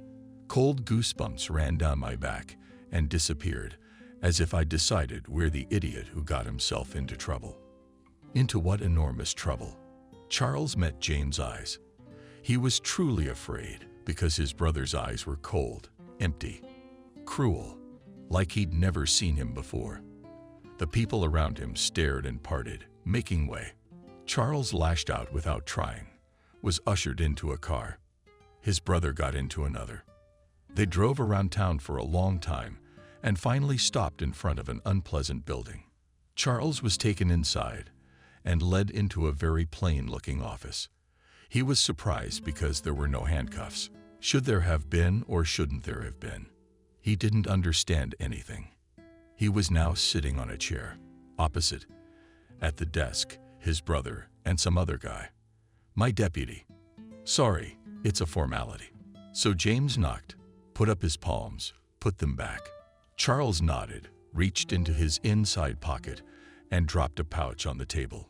James took it, untied it, and dropped out a handful of small, scarlet, ruby-like stones. "What's this for?" "I was promised payment." "No. Why did you do it?" They were silent for a few minutes, staring into each other's eyes. Then Charles spoke, laid it all out as it was, that he couldn't live like that on his brother's handouts, always knowing that he owed him everything he had, that he couldn't see him around, and realized that he couldn't achieve the same thing as a shadow. He said all this and fell silent because he suddenly felt devastated. It was so strange, frightening. It was as if he had fallen silent, because everything he had said was slowly receding into the distance. And then James spoke calmly, unhurriedly, in details and general strokes outlined the picture of what he had heard, and Charles felt as if he were falling through the ground. And at the same time, still somehow, apparently, against all the laws of the universe, remains in place. James said that he never intended to keep his relatives' lives under strict control. He said that after that very reception, he was going to give Charles some of the shares he owned himself, which would make his brother one of the major owners of a large company. He also added that his sister had lovely cousins in marriage, one of whom bore the title of princess, and they were asking about Charles. Perhaps one of them could be his consort. You're an idiot, and I'm afraid I've just been fooled by you. You're as much of an idiot as you were in high school when James finished his speech. Now, as you realize, none of this is possible. But you're my brother. Charles Bell, a nervous shiver.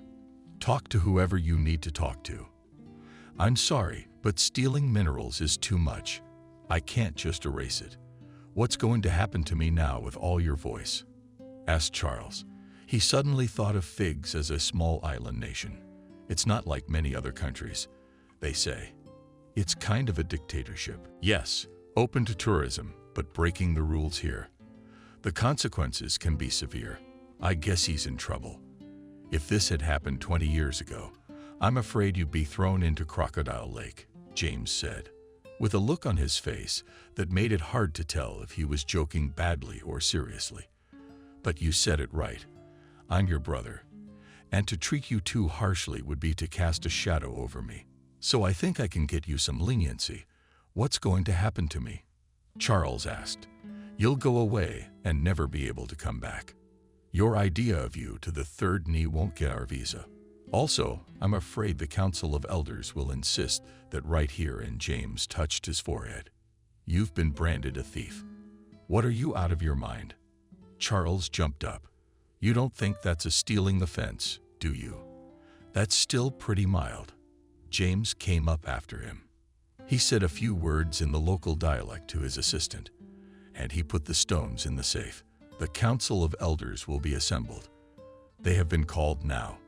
Let's go. No, I'll complain. And my father has a weak heart. He'll have a heart attack if they do this to me. He's got a point. You should have thought about your father's feelings when you decided to betray your family by becoming a thief. I've tried talking to the elders, but no promises. Brother didn't make me drag you. Finally, really upset, James said. Charles Ponomarev walked into the street with his brother at his head. For a second, he looked ahead. If you crossed the alley, you could see the streets.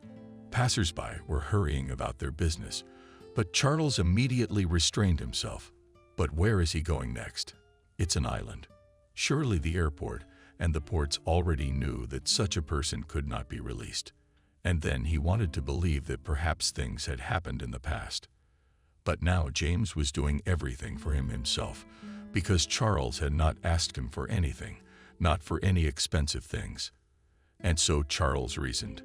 Mentally, I sat in the back seat of the car. There's a chance it's all going to be okay now.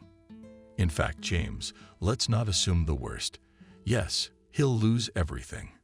But Charles suddenly admitted to himself that losing it all would be his own fault. That's fine. The main thing was to get out of here as soon as possible. He also thought he'd have to confront his father with the fact.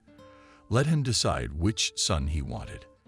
He couldn't imagine that his father, if there were any of those wild elders, decide to brand him, and he decides to stay with James. The cars with Charles in the backseat and James in the driver's seat set off. There were no accompanying cars. We need to take the ferry to a neighboring island, Charles' brother explained. The trip will take 2 hours, no more. It will soon be over. Charles grimaced at the ominous sound. The city's outskirts floated by. Then the car plunged on steam, and then the island again, a road leading off into the jungle. They drove in silence.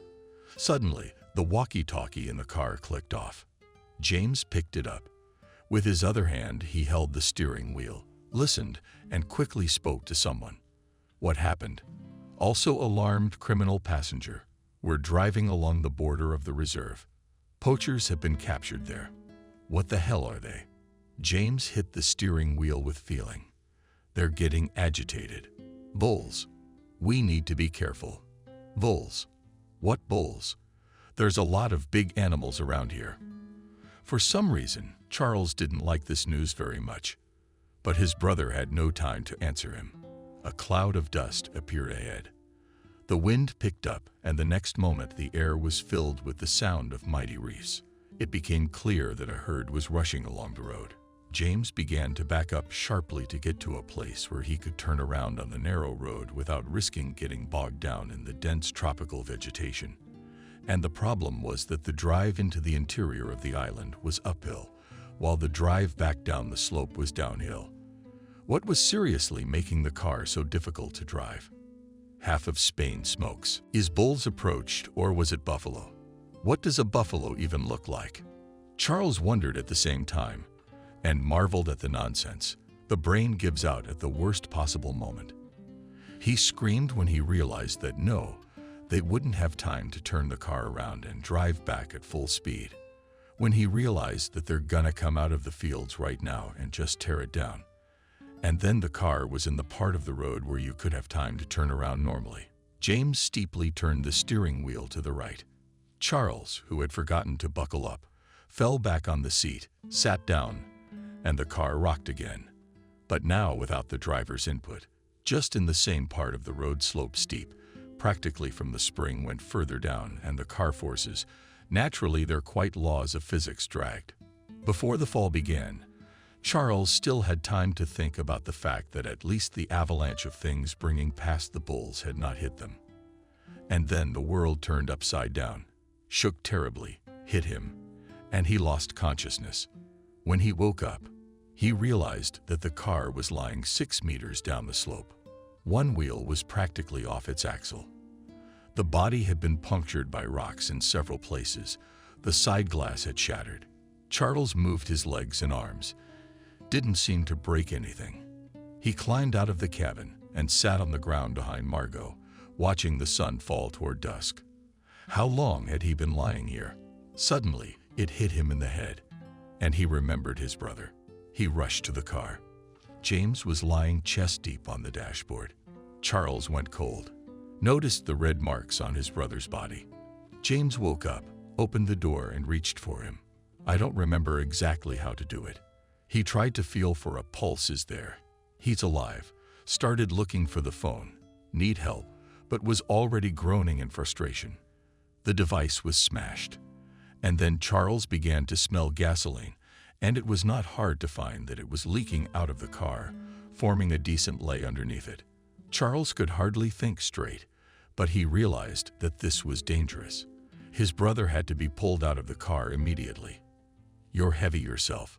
Like that buffalo sacked senseless James outside and dragged him aside as best he could. What do we do now? Probably should have gone to the elders, found them to call for help. Charles' own cell phone had been taken away from him back there at the airport when they'd grabbed him. He leaned over and patted his brother's cheeks again. Wake up, brother. Suddenly there was a growl behind him. Slowly, feeling his body ease the fear, Charles turned around and had already grabbed him by the throat for some reason not far from over the hill. And the whole area here was colonists. An animal came out. It looked like a big short fur, a long-legged dog, a hyena, a tropical wolf. Some creature grinned, showing sharp saber-like fangs. What are you doing, white man? Asked Charles. Questioned the beast as if it could answer. But for some reason it was the feature of the natural snow-white coloring of its eyes. Charles looked up at the trees. Run, climb up the branches, higher and stay back. They'd probably be gone soon enough. They will look for them and save them. Charles is laughing nervously. Now he wants to be rescued by those he wanted to run away from. Here's an opportunity. James had been stationary until then. Suddenly weakly stiffened and turned his head a little and opened his eyes. His brother called out. Charles shifted his gaze from him to the beasts. It appeared that he was now hiding in a tree, and this beast of white would throw itself at James. He, as his nose wrinkled, and signified a wounded man. James was bad. He couldn't not run. He couldn't defend himself. The beast took a step forward. Charles also felt tears streaming down his face. A terrible choice. But he made the decision. because he realized he could not do otherwise. The beast crouched to the ground, tensed the muscles on its withers, and saliva dripped down onto the ground to save Vasco. "I'm sorry, it's all my fault," Charles whispered, meeting James' gaze. And then the albino predator that bore the sacred beast's name leaped over the horde. Teeth out, powerful jaws clamped shut. The stick that Charles held out in front of him gestured defenselessly with a desperate cry. It was only because the wood was still damp that the splintering didn't come apart at once. Charles literally lay over his brother, covering him with the stick, thrusting it randomly forward. The predator grunted unhappily. Then the wood gave in and cracked. The jaws opened and closed again. Charles screamed again, and then, after what turned out to be endless flashes of pain, darkness closed in on him. When he came to his senses, he wanted to scream again and waved his arms. He was caught by his arms and legs and put gently back into bed, dazed and looking around. He realized that he was lying in a hospital room, hands, legs in place, but in bandages. And they hurt. The bandages were painfully revealed, and on his head rested on a pillow. Charles stared questioningly at the doctor. He explained in broken English that everything was fine. No life-threatening injuries. "Brother, what's wrong with him?" A new thought caused Charles to flounder again, and the doctor began to reassure him again. "I'm alive, brother, and thanks to you," said James, who entered the room. He didn't look so good either, but he was much better. It was only in the next few minutes that it became clear that they had been found quickly. Before the car had collapsed, James had managed to press a button, transmitting a distress signal. The attacking animal turned out to be a rare-looking hyena, an old male and hunter, the leader of the pack. "We were lucky he was out hunting alone that day for some reason." "Yeah, lucky," agreed with my brother, and Charles showed up. "He's gonna be sore for a long time. I can feel you saving me." And Charles didn't say anything back, but it was just something he couldn't say otherwise. And then James said she made him forget about the pain. And it turned out that the elders declared what happened was the intervention of higher powers.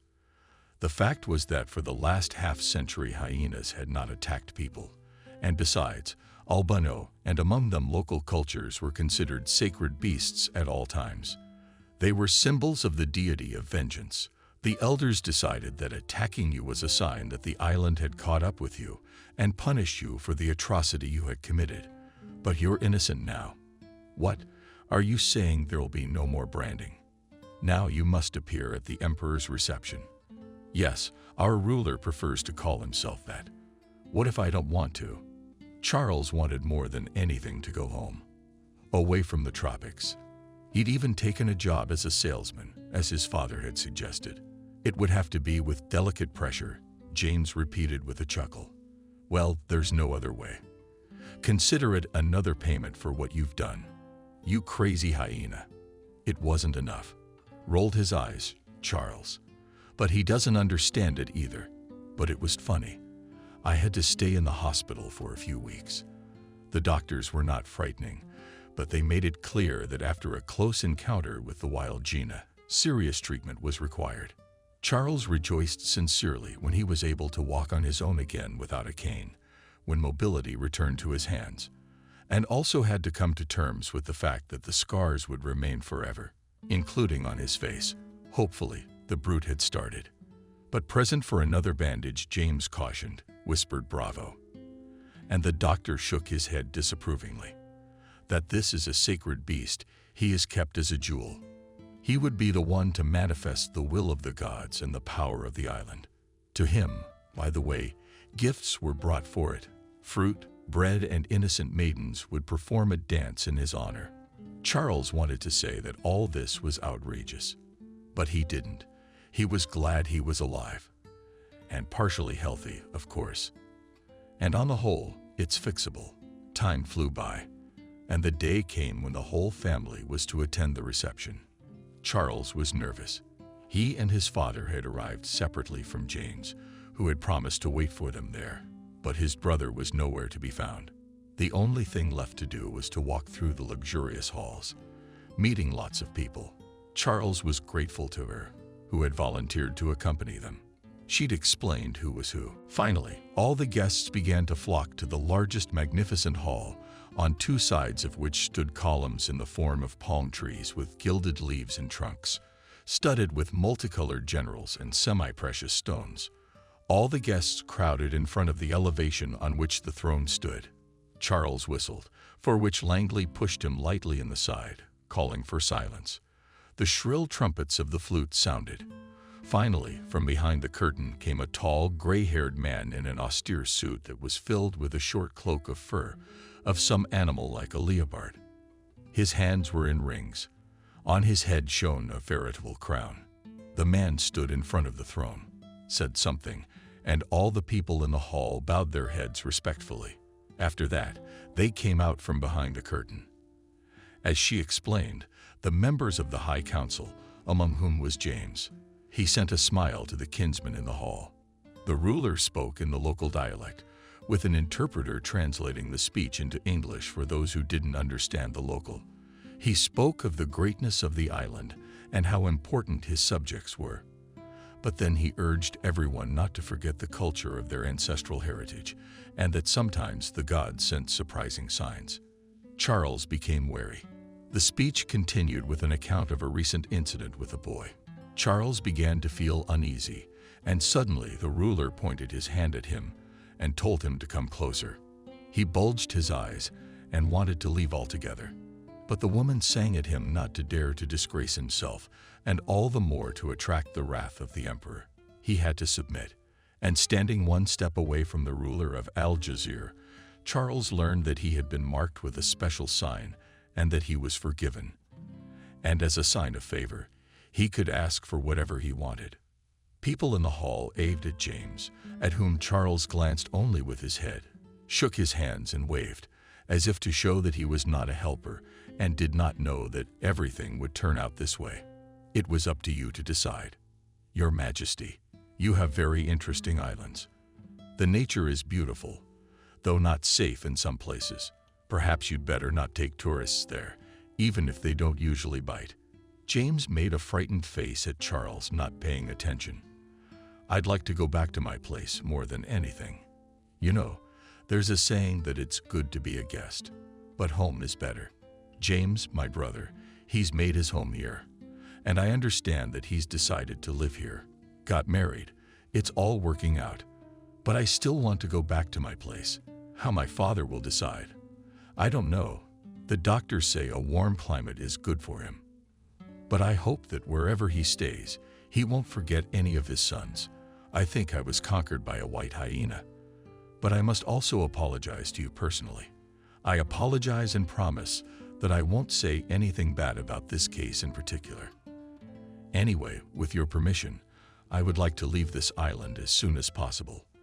The ruler listened to Charles in silence, then looked at his subjects and said one word, which the translator did not translate. But he smiled. Charles went downstairs. He said your wish was accepted, and the feast for all was beginning. Before I could ask, I answered. That evening the guests were expected a lot of entertainment, a theater performance, fireworks, dancing. The next day, Charles talked to his family.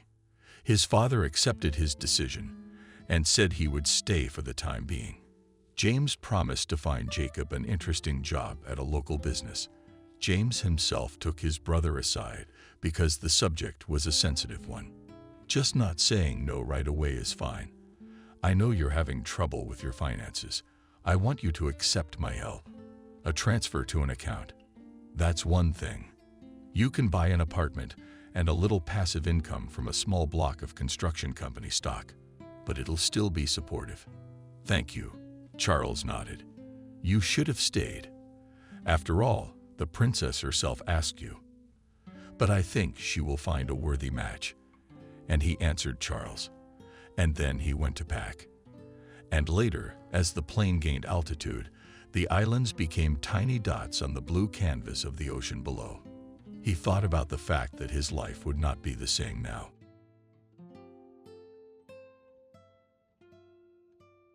Subscribe and click the bell. How good it is to be in a cozy wooden house with a burning fireplace in the freezing winter. When the light in the room is extinguished, the fire, impatiently bouncing on the birch logs, seems like a lighthouse fire, pointing the way to the ships of the stormy sea. When you put a few new fields under it, the stove begins to hum quite a bit, and through the closed furnace door you can hear the crackle of its unburned wood. I looked at the thermometer cheerfully opposite the wooden ones. The temperature in the chamber was steadily rising. The red column had already reached the 15 mark, but it wasn't going to stop, and this despite the fact that it was -34 outside. I built this hut 5 years ago. I chose the most remote corner of Belgorodskaya Pusha. I worked all summer alone and finally built what I had dreamed of for a long time. Some women, including my wife, can't understand why I have to go to such a remote place and sit here alone. But that's what it's all about, being alone and away from people. I first offered Adriana to visit my forest hotel, but she flatly refused. The mosquitoes, the cold, the loneliness. Even with me, she preferred the socializing, the girlfriends, the blah, blah, blah, blahs, and the advertising-filled nightlife of the city. I didn't try to change that and philosophically accepted the solitude. My outdoor life is not for my wife. And that was the end of it. The hut stood on the bank of a small river. It was a kind of promontory, which is washed by dark waters on 3 sides. Despite the fact that there were 3 and a bunch of frosts, the river did not freeze completely. And even now, in the midst of winter, before me came the sound of a chortle. George's more often on the stones of water. I twisted the wick of the kerosene lamp, and the house became brighter. I relaxed, catching with all my body the heat developing in the room, leaned against the wall, on which hung a blue pelt. No matter how hard Nikon tries to moss the cracks between the ravings, the house still blows through. So I had to hang a rug on the wall, or like me, a skin, right in the center of this improvised carpet on carefully drawn, so as not to spoil. Hanging on the hook was an old but working from a tabletop 16-gauge shotgun. To be honest, I'm not a hunter. I love the subculture, but I have never killed an animal for pleasure in my life. There have been times in my life when I have had to shoot an animal, but only for self-defense or for sustenance. All the horn skins and even the wolf skull that hung on the walls in the cabin, I bought from hunters for entourage. I'm not for bones, and I'm a pacifist. And if necessary, I can shoot even a man. But satisfying my ego by killing animals is not my thing. Being an antique dealer, a lot of interesting things pass through my hands, but as a rule, I sell everything. But the stuff that involves hunting sticks to my hands. Not many people know that a lot of hunting culture items are sold at European auctions. I will not say that they are exorbitant prices, but the cost in money equivalent of some artifacts bites. Much of what is now hanging on the walls of my hut, I bought in Europe. Agree that the hunting culture there is many times higher than in our country. I once went hunting in the Berezniki district. A bunch of scowling men with automatic rifles arrived. The hunters drove several boars at them, which they shot as if from a machine gun, then booed the carcasses, discarding the hides. The final is predictable. General drunkenness, specific individuals of the female sex, and a terrible hangover. No romance, no duel with the wild beast, nothing. Killed, skinned, dismembered, got drunk, got lost and drove off. Litter the forest in the process. That's all hunting. Once at the flea market, one intelligent old man was selling an antique hunting rock from Latin, covered with greenish mortgage rock noodles, natural leather. And hanging on laces. I immediately made a stand. An antique, and more importantly, an infrequent item. The seller asked quite a manageable amount for me, and I did not haggle. Bought this hunting artifact. The rock is needed in hunting to set off the hounds of hounds or greyhounds. Its piercing melodic sound can be heard far away in the woods or field. I didn't have a dog, but I hung the horn along with my rifle on my elk skins and hide. I threw on the community tulak I had brought here back in the fall, and I went out before going to bed to breathe the frosty air. It was quiet. The silver moon brightly illuminated the tops of the snow-covered trees, trailing a silvery path to my house. I took a deep breath of the icy cold air and coughed. Frost rubbed my throat. Silence. No animal or bird made a voice. Even the cheeky cod-40 lurked somewhere. In the afternoon, even in the coldest weather, the forest is full of life. Saps try to pick under the frozen bark. Bugs huddle together in flocks of nettles, and finches feast on birch seeds.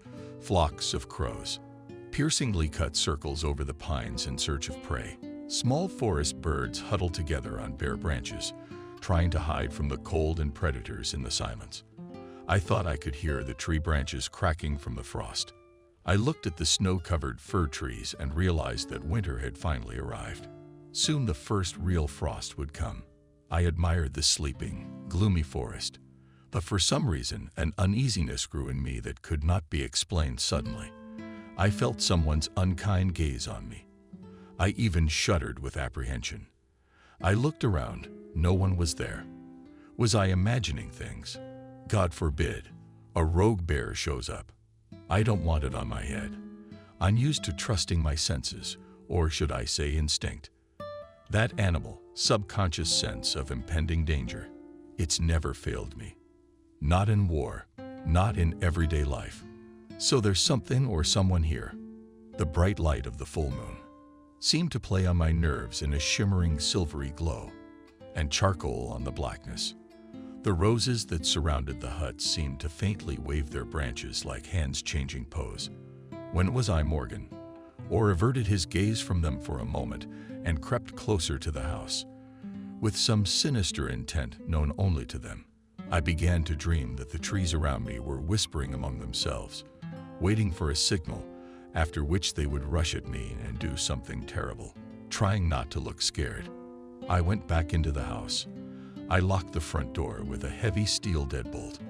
By the way, the door opened outward, and it was almost impossible to break it down. And at that moment, a chilling howl came from outside. It couldn't have belonged to any animal I knew. I'll be honest, I've seen a lot of things in my life. But now a chill ran down my spine and my hands trembled. I took the gun off the wall, put a cartridge in the chamber, and pointed it at the door. Then I took the sharply sharpened axe off the rack and leaned it against the wall beside me. Gingerly, I looked out the small window, but saw only a slice of moonlit, snowy woods. My brain played a cruel trick on me, inevitably plunging me into a nightmare world. I would suddenly remember hunters missing without a trace in these parts, and it made me feel even worse. I remembered my grandfather telling me that forest roads become impassable and dangerous in such studio frosts. Only a lucky chance and prayer could save a lonely traveler from the wickedness rampant at this time of year. My hand instinctively stung. A silver talisman in the shape of a spear hung on my chest as well, keeping my fingers on the trigger. I was trying to see something in the small one, and the end of it was peering at the locked door and couldn't decide what to do next. The howling had not resumed, but someone was circling stubbornly around the hut. I could clearly hear the crunch of snow under its paws and the crack of branches breaking. Expectation of danger is much scarier than the danger itself, even if it is deadly, but the visible fear of the unknown. Realizing this, I began to calm down. There was even anger awakened in me. Hell no. Will you take me? I'd gotten out of worse. You can't just take me. Suddenly, I wanted to see an unknown enemy. Without an enemy, there is no battle without a battle, no victory. And I ventured warily, listening to the sounds outside the hut. I slowly began to walk toward the door. Well, it was time to gain some certainty, even if it was deadly for me. Holding the rifle by the butt of the neck with my right hand, I pulled back the deadbolt and swung the door open with a kick of my foot. There was no one, only the dark, silent wall of woods that densely surrounded the house and the bone-chilling cold. What was it? An obsession, an unconscious primitive fear of the forest, passed on in the genes through a generation. I went around the hut, but found no one but footprints. I'm not much of a tracker, but I'd never seen such big bear-like tracks. They were buried deep in the snow, so they must have belonged to a beast of great size, at least bigger than a bear. What kind of beast was it? I didn't know. No one else had been out at night, but I could smell something cautiously walking around the hut and trying to peer into the small, and the end more like a hospital. I slept badly. I lay half lying down, clutching my rifle and axe to me. Then fell into slumber, then awake. Finally, morning came. I shook my head, trying to chase away the remnants of sleep. What was it? Could I have dreamed it all? I took off my taffet, threw on my tulu, and climbed out of the hut. I looked for my skis. They were where I'd left them, under the canopy, close to the wall. The frost had subsided by morning, but it still clung to my nose and bit my cheeks.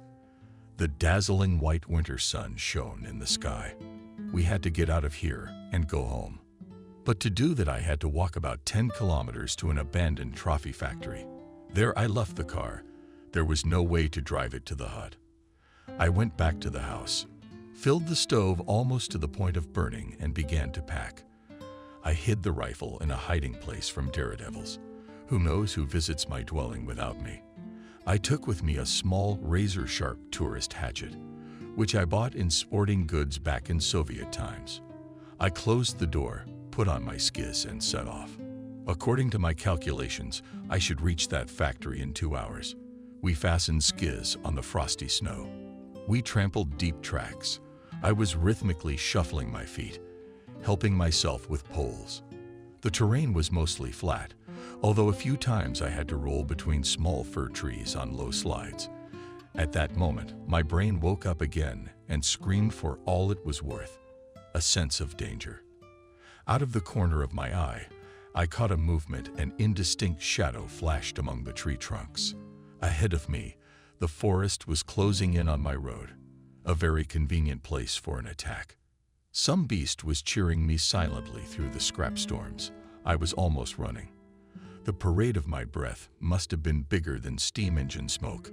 There was no more strength left. At last I climbed a high hill.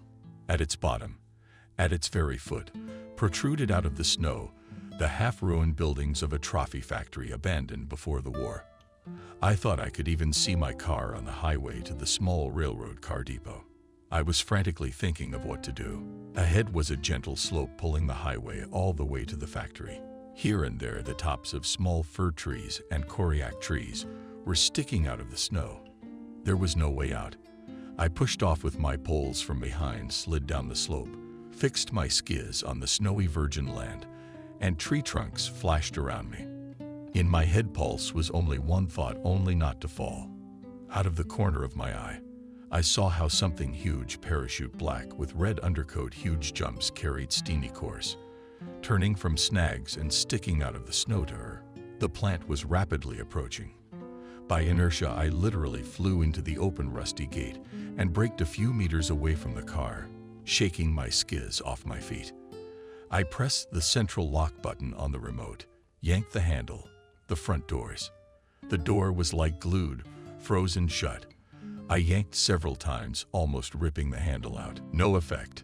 The door wouldn't open. Behind me, I heard the stinking breath of the creature. I pulled out my axe and pressed my back against the car. A few meters away from me stood a huge, scary beast, black in underground hair, a muzzle, something reminiscent of a gorilla. Sharp fangs, huge paws with sharp claws sticking out of its mouth. The beast stood on its hind legs and looked at me curiously. I saw no aggression in its appearance, only interest. I pulled the handle again. The door creaked open a couple seconds later, and I was already inserting the key into the ignition. The engine started at once and charged smoothly, despite the frost. The beast, standing motionless, only tilted your head to the side. I balled my hand across the back seat and pulled a loaf of white bread out of the bag. I rolled down the window and tossed it to the beast. He stood up on 4 paws and leaned over the treat. He touched the gift with his paw a few times and carefully took the bread with his teeth. The loaf instantly disappeared into the toothy jaws. The beast sneezed quite dog-like, turned, and leisurely sank towards the forest. I arrived in the city at night. All the way I was shaking with excitement. It was only when the lights of the suburbs flashed that I was a little relieved.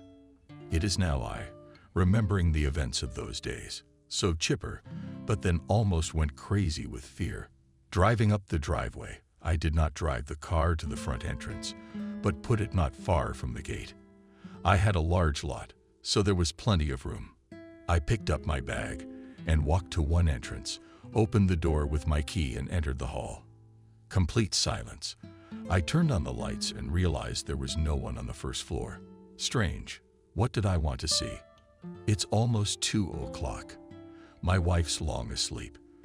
For a while, I stood and admired how the light played on the various films hanging on the walls, real Oriental carpets and cold weapons, all that could be brought from my business trip's antique steel. As if lurking in a long barrier of carpets, hiding my deadly power for the time being, I put down my bag and went to the kitchen, poured myself a whiskey, and drank it almost in a volley. Suddenly I heard a noise. It sounded like someone even shrieked. Anxiety instantly entered my brain. I listened. It was coming from the second floor. I took the broad-bladed sword off the wall and started to climb up the stairs, trying not to knock my boots on the steps. There was the bedroom. I carefully pulled the doors open. Not a bright light burned, but I managed to make out 2 naked bodies entwined in loving ecstasy on our marital bed. My Adriana saddled and unfamiliar Poroshenko Kersey Woolly, male and head tilted up, and hoarse from the swell of passion, in a voice almost shouted before me clearly came the voice of my lover rhythmically on his forehead, reading my wife. I am better than your loser. The male continued. Yes, you are the best. I love you. I realized it was time to intervene. I coughed in two. Finally, I was seeing my lover, uncovered, climbed out from under my wife, and stared at me absent-mindedly. Who is it? He turned to Adriana. There was disappointment mixed with curiosity in his question. It's my husband. The wife took a risk and pulled the sheet up to her chin, and the husband almost cheerfully said the male, "Go for a walk. We're not done yet." He scratched his hairy chest and went at me, clearly intending to throw me out of the room. His insolence made my eyes darken, but I quickly pulled myself together. The thought flashed through my mind that he was an immortal. For some reason, it made me laugh. I threw forward my hand with a sword. The blade, with a whistle, cut the air on the face of the male. A bloody streak appeared. No, I struck flat. I'm not a killer. The hairy lover roared, threw himself at me. I saw it coming, and dodging his straight punch aimed at my face, I struck his hand holding the sword in the jaw. The male roared with teeth, and face down fell to the floor. "Did you kill him?" shrieked Adriana. "It's Thomas. His boys will bury you." I didn't say anything. Dialing the police number on my cell phone. "Hello, what's your emergency?" I got an answer almost immediately. A stranger broke into my house. "Help, he's probably trying to kill me." I yelled into the phone, faking hysterics. Then I removed a weighty steel fireplace poker from its stand and gently placed it in his hand, lying knocked out by the striped guest. Adriana looked at me in silence. The hysteria seemed to end when the lovers' heads were loaded into the car. The familiar captain took me aside. "Is that what you mean?" "That's Thomas. He runs the market. A lawyer's coming tomorrow, and he'll probably be released. He's a vindictive bastard. Could be trouble." "Thank you, Sergeyevich. I understand everything. Forewarned is forearmed." I shook the captain's hand. When I returned to the bedroom, Adriana was lying motionless, covered with a sheet. I was silent. My senses were gone. Only an unbearable pain was burning in my chest. Finally, my wife sobbed, returning to her knees and shuddering with her whole body. "Adriana." I said the once favorite name with disgust. "I'm going to leave now. Make the transmission downstairs so that in the morning when I wake up you won't be here." She started to say something through her tears, but I didn't listen. I quickly left the bedroom. When I woke up, Adriana was still home. She was trying to explain something to me. She was apologizing, singing an old woman's song about lack of attention. about how I'd stopped seeing her as a woman. She even went so far as to say she cheated out of great love for me. She said she'd be faithful to me for the rest of her life, until her deathbed. She said something about being forced into it, but she only loves me. At the end of her monologue, Adriana knelt down and grabbed my legs, begging for forgiveness, but something inside me snapped. I silently listened to this nonsense and wanted only one thing: to get her out of here. When the cab arrived, Adriana stood by the car for a long time, apparently still hoping for something. Then she got into the car and left my life. The next day, an unfamiliar man came to me, a lawyer, young, brisk, young man, with a long nose and long hair in a bundle, making him look like a rat. He leisurely climbed out of a large black SUV and approached my gate. The intercom buzzed. "What do you want?" I asked him rudely, looking at the screen at the uninvited guest. "Mr. Smith." There was contempt in the lawyer's voice. "We need to talk."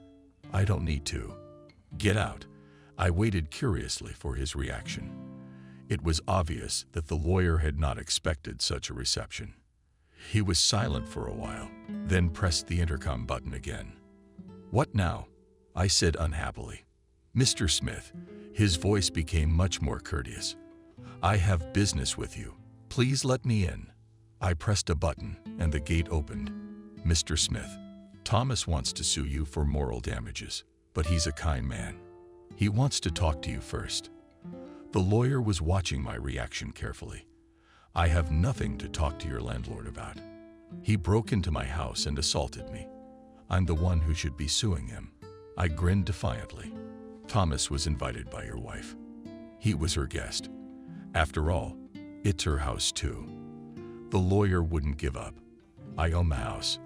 My wife's not even registered here, so it's trespassing." I looked the guy right in the eye. "I should have just shot your Thomas."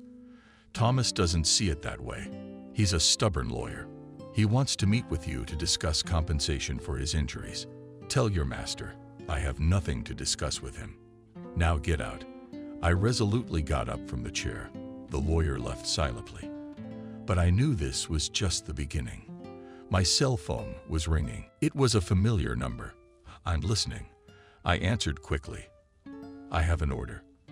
Are you home now?" The speaker immediately took the bull by the horns. "Yes, come over." Opposite me sat a middle-aged man with a slight shine on his temples. "I need antique Oriental silver. It doesn't matter what region, preferably from the 16th or 17th century." My interlocutor took a sip from his glass. "Coins, jewelry, or dishes?" I specified. "Both." The man grinned, "Preferably from Afghanistan, or at the worst from Central Asia, India." "It can be from India." The man put the glass on the table. "But what do you take or not? What is the price of the question?" I'm a little tense. The order is complicated in a troubled region. The customer named the amount. I was quite satisfied with it. "In what time frame?" I asked again. "There is no specific term. As it is done, but don't take too long." "I agree. But I have unfinished business here." I poured whiskey for myself and my guest. "I need help." In a calm voice, asked the guest. "I guess so."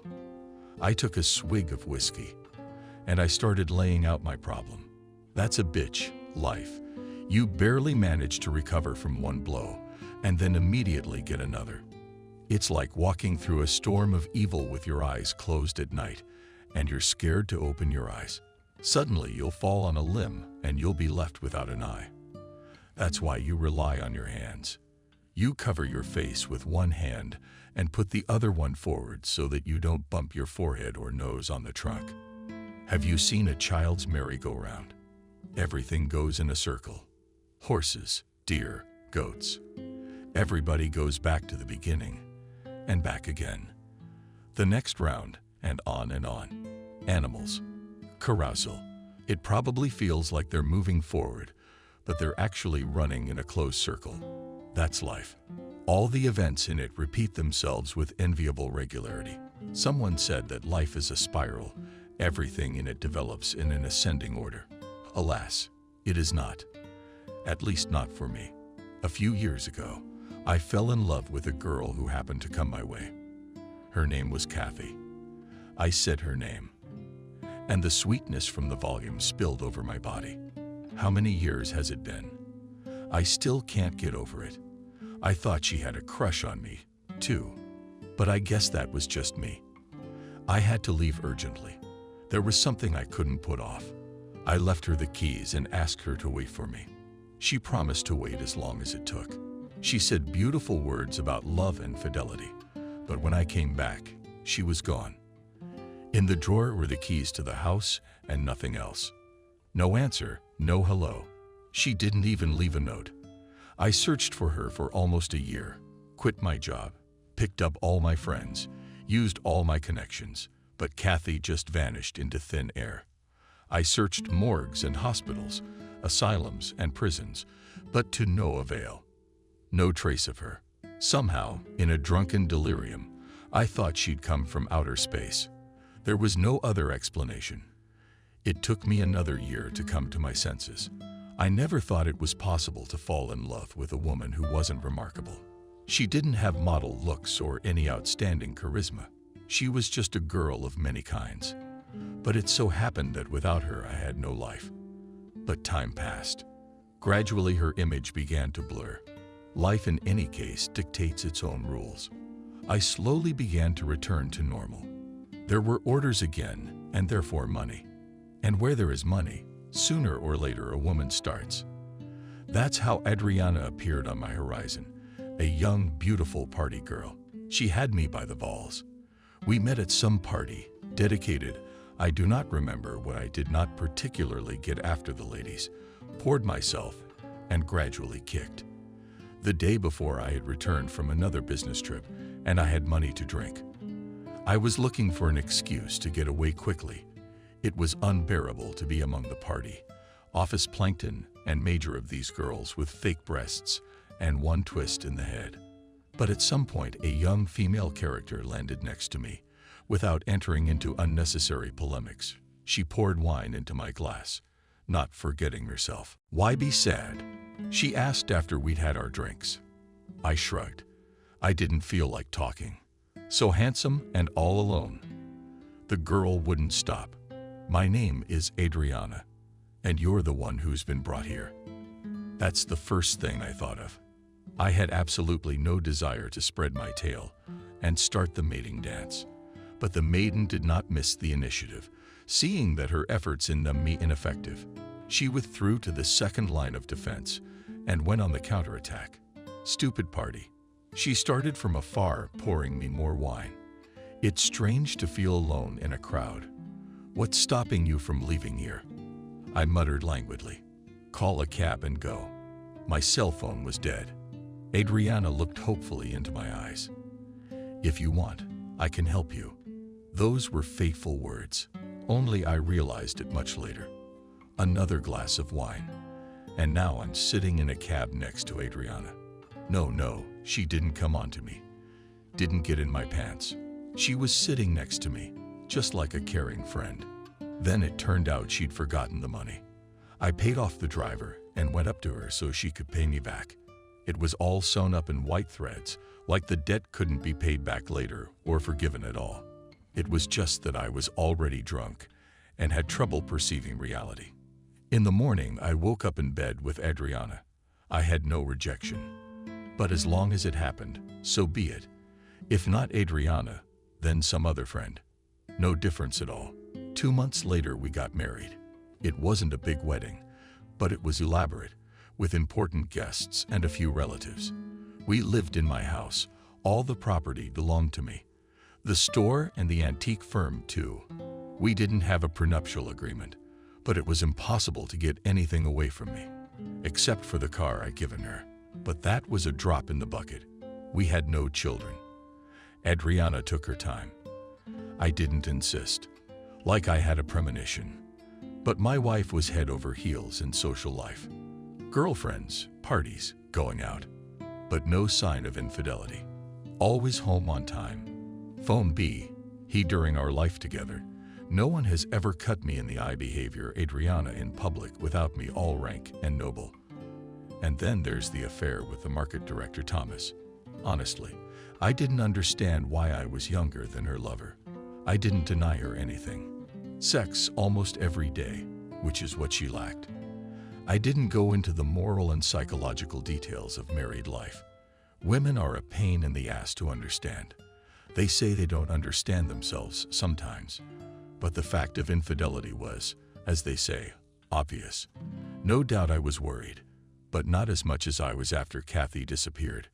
Resentment mixed with bewilderment, a slight ache in my heart and soul. No matter what anyone says, no husband is ready to calmly accept his wife's infidelity. It is not pleasant to suddenly learn that for several years lived with an empty person on whom he spent the warmth of his soul. They say that between love and hate is a very thin line. Perhaps it is so. I was more than surprised when I realized that the love I did feel was just a fading fire that quickly went out. In the days that followed, as a clown friend of mine used to say, it's not my circus and it's not my monkeys. Well, in the end, I liked the single life better. So with Sam's release, I filed for divorce. And while that was going on, I started getting ready for a trip down south. But no such luck. Adriana was determined to take half my business and my house. It's a well-known fact that lawyers can do anything for a lot of money. My ex-wife didn't have that kind of money, so her lover fit right in. It's hard to say what motivated him, but it certainly wasn't love. Most likely a desire to get back at me for the humiliation and broken face. 2 days later, my lawyer contacted me and informed me that they were filing a lawsuit for property division. I realized that legally they had no chance, so other methods of persuasion would be used. And I seemed to know what they were. A week later, Adriana's nimble attorney set up a meeting to resolve, as he put it, the contentious issues. As I expected, the lawyer was an old acquaintance of mine. Yes, the one who looked like a rat. I brought my firm's attorney to the meeting, not so much to help as a witness. Apparently, the meeting was designed to intimidate me into sharing my property and money with a poor, abandoned woman. I decided to play the fool to fully understand their devious plans. Adriana outdid herself. Black, austere clothes, a veil over her face. She was grieving hard for the family I'd destroyed. It was mostly her lawyer who spoke. He talked at length about Adriana's unhappy fate, about her misstep, and about forgiveness. Finally, he got to the point, without a second's hesitation. He offered to amicably divide my firm and other property as compensation for my wife's better years with me. He made such a face that I had no doubt what would happen to me if I refused. I sat silent and occasionally blinking my eyes, playing the complete idiot. Even my lawyer shook his head doubtfully and tried to object to the rat, but he immediately shut his mouth and looked at me expectantly. I stood up, shaking off my sucker mask, and said only one word: no. As I was leaving the meeting room, out of the corner of my eye, I saw the rat dialing someone's number on his iPhone. In the evening, 2 big men and Adriana's lawyer came to see me. My security guard escorted them to my office. Of course, the presence of security in my house somewhat discouraged the lawyer. He didn't expect me to be so eager, but nevertheless, he got right down to business. For almost an hour he frightened me with all kinds of consequences of my refusal, but he didn't threaten me directly. I withstood his diarrhea of words and sent him away. From what I had heard, I realized I had to strike a preemptive strike and end this balaghanza. I looked at my wristwatch. 12:30 at night. The landlord's late. Quiet. His family's visiting from home, so we won't be disturbed. I rode in the chair. I wanted to smoke, but the smoke would give me away right away. I can't help it. I'll have to do without smoking for now. I heard a noise from the street. More V's are coming. Well, finally, the front door slammed and heavy footsteps were heard. The door opened and a carcass clad in a black coat came tumbling into the room. I saw Thomas's hand reach for the light switch. No need to turn on the light. My words sounded like the voice of an angel on Judgment Day. The fat man froze and slowly turned in my direction. "Who are you?" With difficulty, he squeezed the words out of himself. A horse in a coat. I couldn't deny myself a joke. Sit down. We'll talk. I pointed to the chair across from me. Thomas understood my gesture correctly and slowly lowered himself into the chair. Gradually, he began to come to his senses. For about 20 minutes, I listened to Kareem talk about what Kareem would subject me to for breaking into his house. He even tried to call security, but no one came to his shouting. Then he started talking. I will not recount the text of my monologue. It wasn't very long. The gist of it is that if he gets in my way again, I will cut him off. No, not what you think. Just his head. At those words, I turned on the floor lamp, and Thomas saw right in front of him on the coffee table, bleeding, the severed head of his dog, the head of his favorite marble dog, Hector, as fat as his owner. You should have seen the horror in the eyes of my wife's lover. He seemed to swallow his tongue in fear. The silent scene lasted about a minute. Then his cell phone rang. Thomas pulled out his cell phone with trembling hands. I quickly snatched it up and put it on speakerphone. Someone in a panic had informed Tolstoy, the market director, that the food warehouses were on fire. I looked at Thomas. I thought I was more than convincing.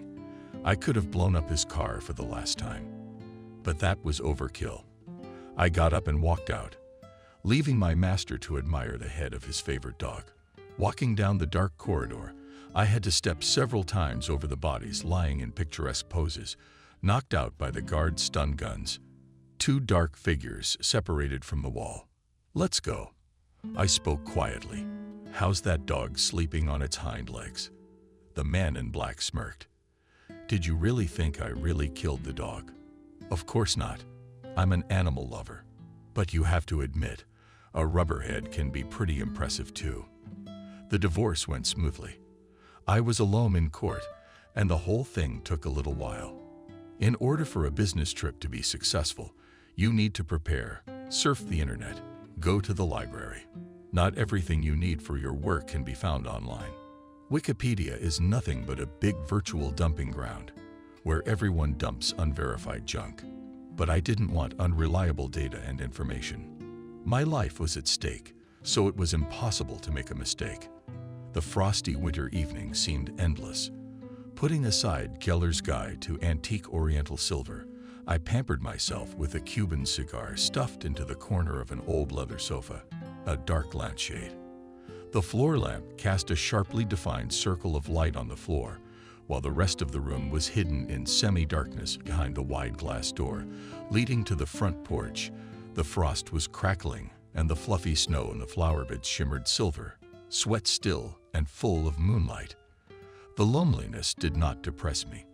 I always found something to do, especially when I was preparing to dive into another expedition. And if truth be told, I didn't want to socialize. I was a stranger to my neighbors. I'd disappear for long periods of time, and then reappear. They didn't seem to realize it. I was working, and that was good. Less they know, more they sleep. I smelled smoke, put the chicken cigar in an antique Latin ashtray. I got up and went into the kitchen, poured 3 fingers of whiskey into a pre-prepared glass, threw in a few pieces of ice, and took a big gulp. And at that moment the intercom rang. It was already 11:30 p.m. on the ancient ship's clock. I wondered who it was at this late hour. I reluctantly approached the background on the screen. In the not bright lantern light, saw a woman standing near my gate. She was wearing a dark fur coat and some kind of shawl, tangled up to her eyes. She didn't look like anyone I knew. I wonder who that is. Who do you need a sip of whiskey? I asked into the intercom microphone. I need the owner, the woman said distinctly, leaning her gloveless hand against the brick fence. I had more questions, but I suddenly felt sorry to keep a stranger in the cold. So I opened the gate. Come in on the camera. I saw the woman, staggering, walked to the native porch. Is she drunk? The first thing I thought. The woman with difficulty climbed the steps and was already standing in front of the front door. Hello. I can come in, quietly mumbled the unexpected guest. Come into the hall. I let her in and closed the door behind her. No, I don't think she's drunk. The woman hesitantly walked into the brightly lit hallway and stopped, looking at me confused. I even shuddered inwardly. Large blue eyes looked at me, curious and slightly wary. "Take off your coat and give me your handkerchief." The stranger took off the slightly snowy artificial fur coat, remaining in an incomprehensible color woolen dress, which lightened her well-composed small figure, unwrapped on a warm-down coat, handkerchief, and with her eyes began to look for hangers. I, finally coming to my senses, politely took the clothes from her hands to the guest and hung them carefully on the hangers.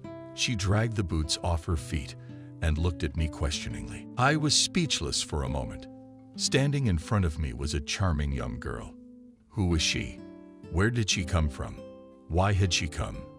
These questions swirled around in my head, but I could find no answer. I didn't know many girls in this city, especially such charming ones.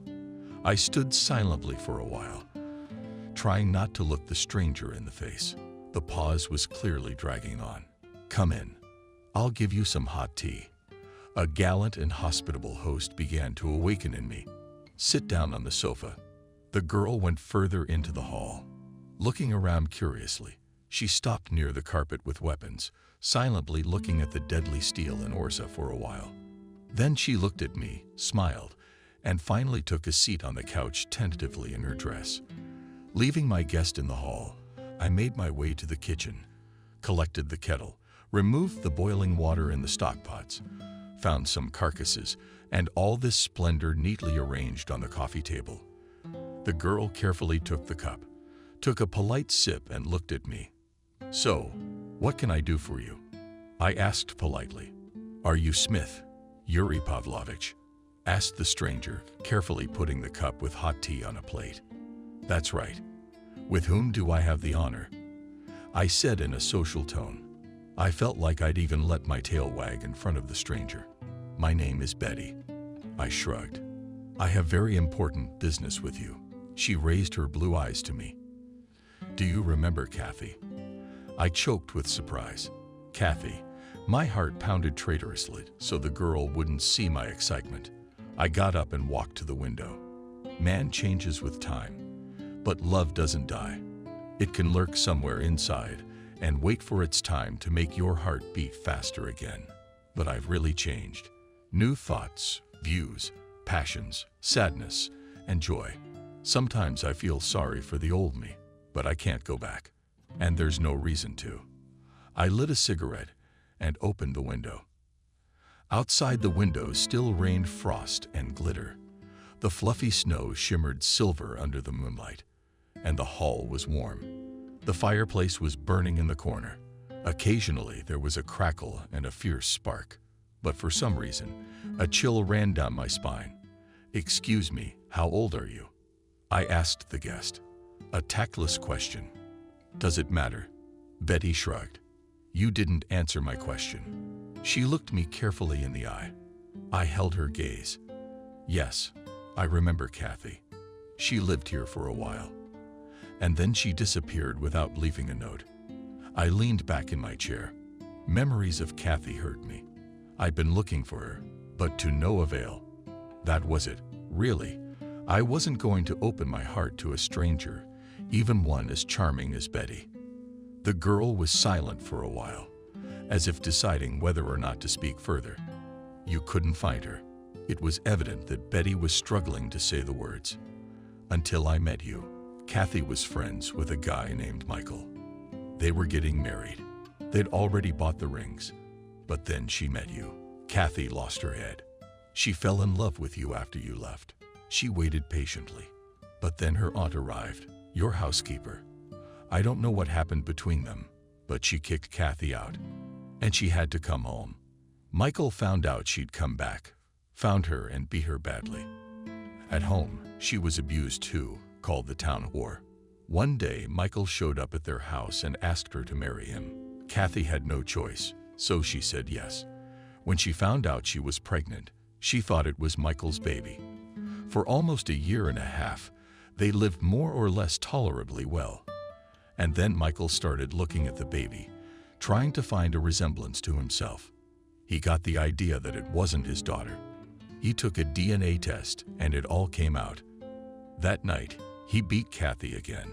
He screamed that she was a bad woman, a cuckoo who slipped him a fattened child. Michael took all his wife's jewelry, even her wedding ring. He beat her almost every day, and she couldn't take it anymore. One day, when Michael was at work, Kathy took the baby and went to live with me in my second cousin's house. I was renting a room in a communal apartment. Michael didn't try to find her. A month later, he filed for divorce. Kathy didn't object. The three of us lived together for almost 2 months. Kathy didn't work, and we all lived on my salary. But we were desperately short of money. So Kathy decided to go to Moscow to earn money. She left the child with me and left. She couldn't take her daughter with her because she was going nowhere. Before she left, she told me about you and that the child was yours. I had some money. I bought her a ticket to Moscow. Then Kathy wrote that she got a job as a waitress in a cafe. That's where she met Sebastian. He was studying in Moscow and was taking his final exams this year. Sebastian started courting her. They know how to round a knave fool's head. Promised to marry. Offered to go to his parents in Latvia. No more letters from Kathy. Where is she now? And what about her? I don't know. But why didn't she find me? I almost screamed, especially if it's my baby. She knew I was back when she ran away from Michael. She came to see you, but she was met by a young woman who called herself your wife. She kicked Kathy out and said if she shows up again, she'll have to deal with the police. Betty took a sip from her cup. When Kathy got married, she changed her last name. That's why you haven't found her. I was lost for a while. Where's the girl now? I asked when I came to my senses. She's with me. I left her at a friend's house so I wouldn't have to drag her out in the cold. Betty sighed heavily.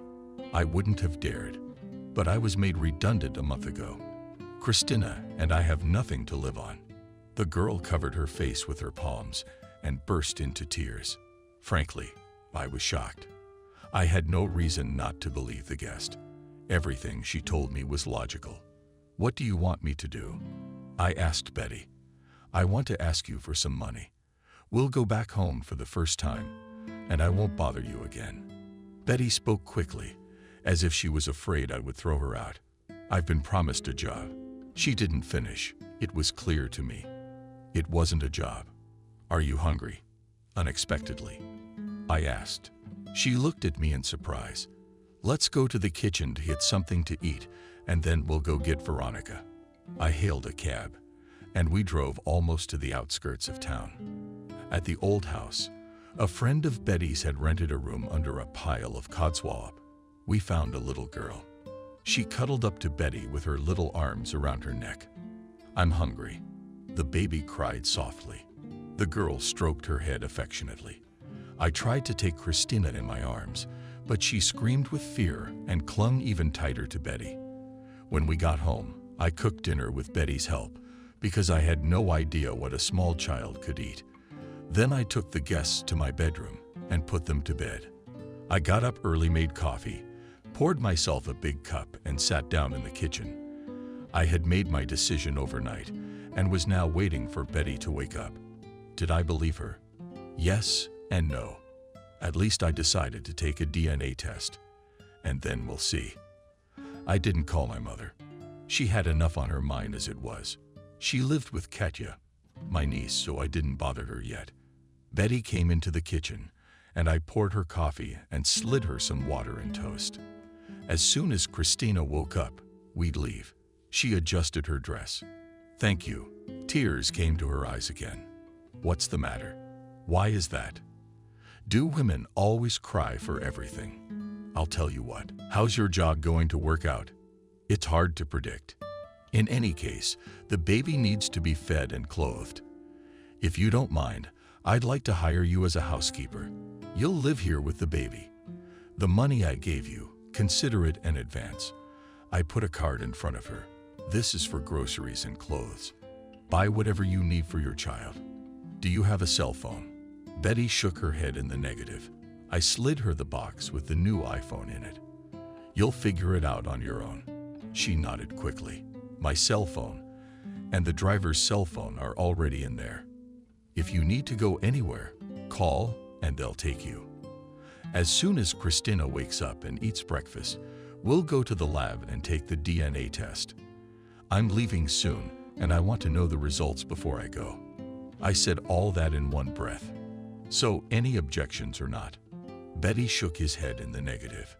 6 days later, the DNA test was ready. I was not the girl's father. Betty read the test results and looked up at me. God, what are we going to do now? She sounded doomed. Don't think, we'll leave right away. I'm so sorry. I didn't even think it could be like this. I was sure Christina was your daughter. She put the card on the table and went to the second floor to get Christina. Wait, I slammed my palm on the capital. What exactly has changed? I need a housekeeper anyway, especially since I'm going away, maybe for a long time. By the way, Lena's coming today. She'll be with you while I'm away. The baby will be enough for you, Betty. The girl looked at me in surprise. So I can stay, she said. Of course you can. You work for me. Everything stays the way it was. I grinned. Yes, everything repeats itself. A few years ago, I also said goodbye to the girl I loved and asked her to wait for me. The circle had closed. I was about to get into a cab when Betty asked to come with me to the airport. I didn't mind. As I checked in for my flight and headed to the pogrom control area, Betty suddenly kissed me on the cheek and whispered, "Come back soon." As I passed through border control, I turned around. 2 girls, big and small, were waving at me. I could see tears on Betty's face. After a 6-hour flight, the plane landed safely at the airport of one of the Central Asian republics. Barely had I gone through all the post-flight formalities and stepped into the welcoming hall, my gaze caught a familiar face from the dense crowd. Jack. I had no doubt that he would be the one to greet me. I raised my hand, signaling that I was seeing an old friend. "Hello, brother," dressed in a long robe of camel and wool and skullcap. He gave me a hug. "Long time no see." "Hello, Jack. I was genuinely happy to see you. Almost 5 years. Let's go to my car." Jack picked up my bag, and we went to the exit from the airport. We looped through the narrow streets of the ancient southern city. Our car finally pulled into a narrow gate and stopped in the shade of the heat. A young woman, fast server, taken, gave Orhan. Seeing us, covered her face and bowed. Jack said something to her in an unfamiliar language. She bowed once more and disappeared into the house. "Did you get married?" I looked at the woman and turned to my friend. Jack took off his robe and threw it carelessly next to the cushions. But I'm not an old man. I didn't go any further into that subject. We settled around a low table covered with a colored tablecloth. The young woman poured the tea in half and disappeared back into the house. Education, though. Then we ate for a long time, washing down the food with flavored tea. Jack asked about the health of my loved ones. He was saddened to learn of the circumstances of my younger brother's death. "Did you get your revenge?" he asked me. "Yes, briefly. As a man should," I answered. My friend nodded contentedly. Dusk began to fall. The hot southern sun slowly crept over the horizon. The heat began to subside. Soon we heard the cry of my Odin calling to the evening Maghreb. It looked like there was a mosque nearby. While Jack performed the threefold prayer, I managed to drink 2 cups of flavored tea. When it became dark, a silent woman lit several lanterns, illuminating the place where we were seated. From the darkness, the loud rolling of the CKAD and the rustling of bat wings could be heard before us. There is a ruin of an ancient tower not far away. There are a lot of bats there. They hunt at night and sometimes fly in here, Jack said.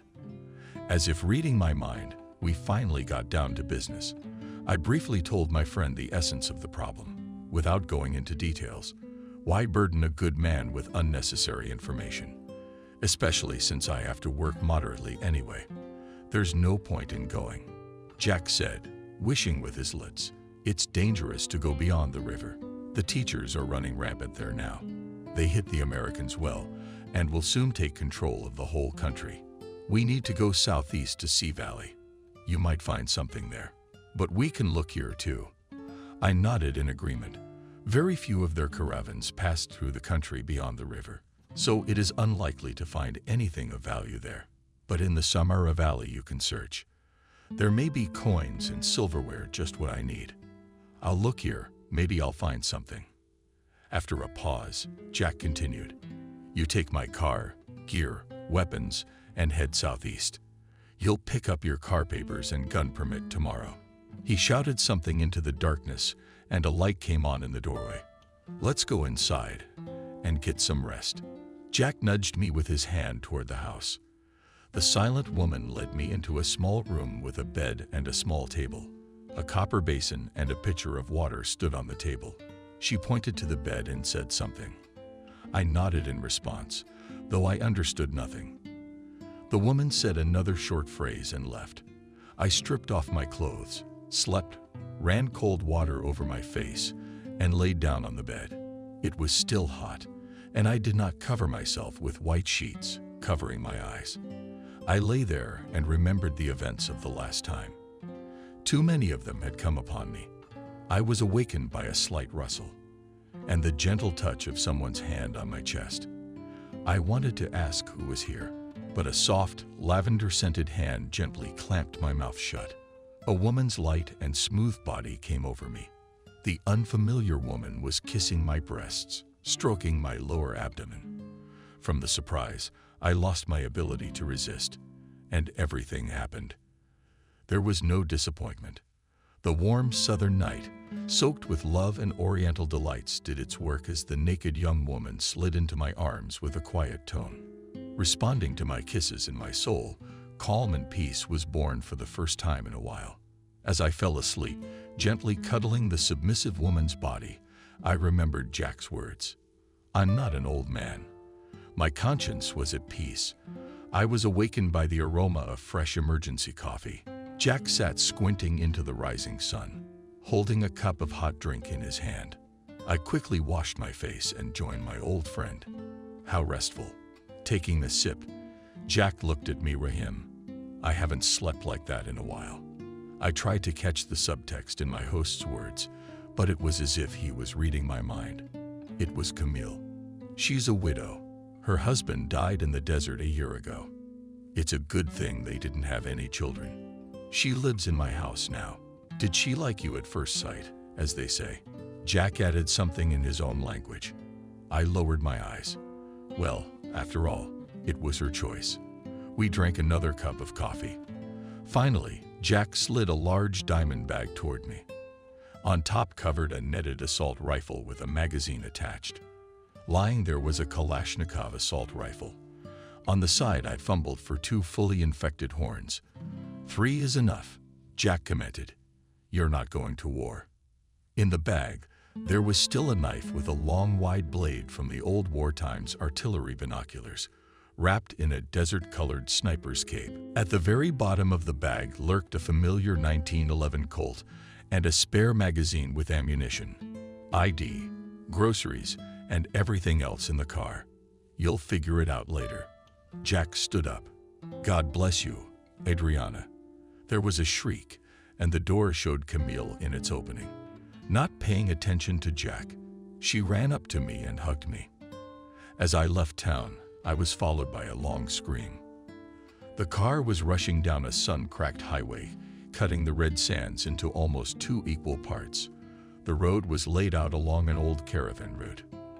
Back in Soviet times, the thermometer on the dashboard read plus 47 degrees. The engine was running at a breakneck pace. The arrow of the temperature gauge was inexorably rejoicing at the 100 mark. I sat in the driver's seat, open warm robe, under which there was only 1 swimming trunks. It was the only way to escape the heat, and not for long. Periodically on the horizon flashed mountain peaks, and I did not realize whether they were really mountains or ghostly mirages. This weight died less and less often. Through the desert drove cars destroyed from the heat asphalt for metal, wind, and the remaining few gas stations spent on the sides of the road. And all because of the heat, which burned all living things, making the vast desert even bigger. Its sands stretched all the way to the Aral Sea. I remembered Jack telling me that in his childhood in these places gardens bloomed and water rivers flowed. Now all this is in the past.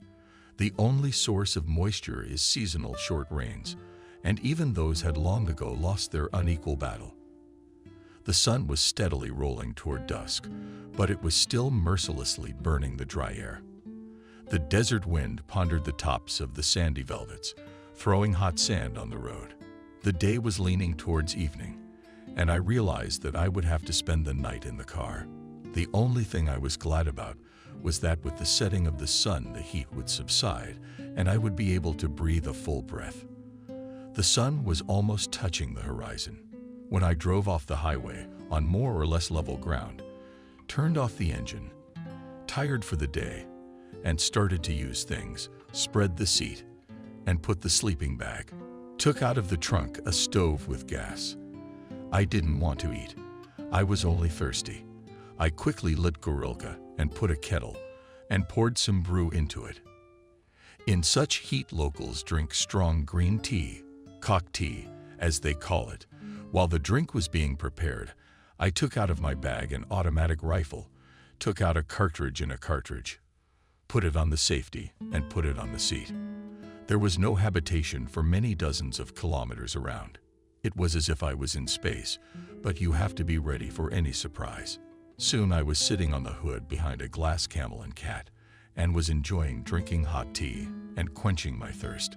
Suddenly, the wind picked up. The sky began to nod, clouds not about a new arrow gleamed lightning, and after a while thunder rumbled right above my head. I could clearly see jets of rain appearing in the sky. I was even going to hide in the cabin, but the downpour did not fall on the common land. The rain did not reach the ground, and escaping in the air, thundered a few more times, and only one warm drop fell on my face, still reaching the ground. The wind threw a handful of sand in my face as if in mockery, like a good portion of fine shot. The clouds crept slowly northward and into the sky. First one star shone faintly, the second, and then in 5 minutes I saw the sky covered with meaningless schemes, constellations. The moon's not bright sickle was interrogating everything in dull gray tones. I went to bed early. I opened the windows a little for ventilation. I couldn't sleep for a long time. All sorts of things came into my head, but gradually fatigue took its toll, and I fell asleep. I woke up to a rustling noise. The car shook a few times. I opened my eyes sharply and looked out the window. It was darkness all around. What was it? Maybe a snake. But how big would it have to be to rock the car like that?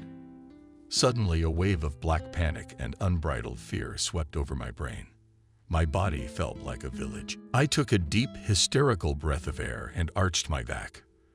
By an incredible effort of will, I forced myself to find the flashlight and turn it on. Its light trembled, fading into darkness, still the same dead emptiness. All around, I sat there wet with sweat, feeling my heart tearing out of my chest and my frequent breathing drowning out all sounds. I gradually came to myself. Panic past thoughts stopped rushing around in my head like frenzied cockroaches. I wiped the sweat from my face with the sleeve of my robe and exhaled deeply. Maybe it was just a dream. I tried to calm myself, slipped my gaze, dedicated to the not bright color of the desert. I spotted something black, quickly dissolved into the darkness.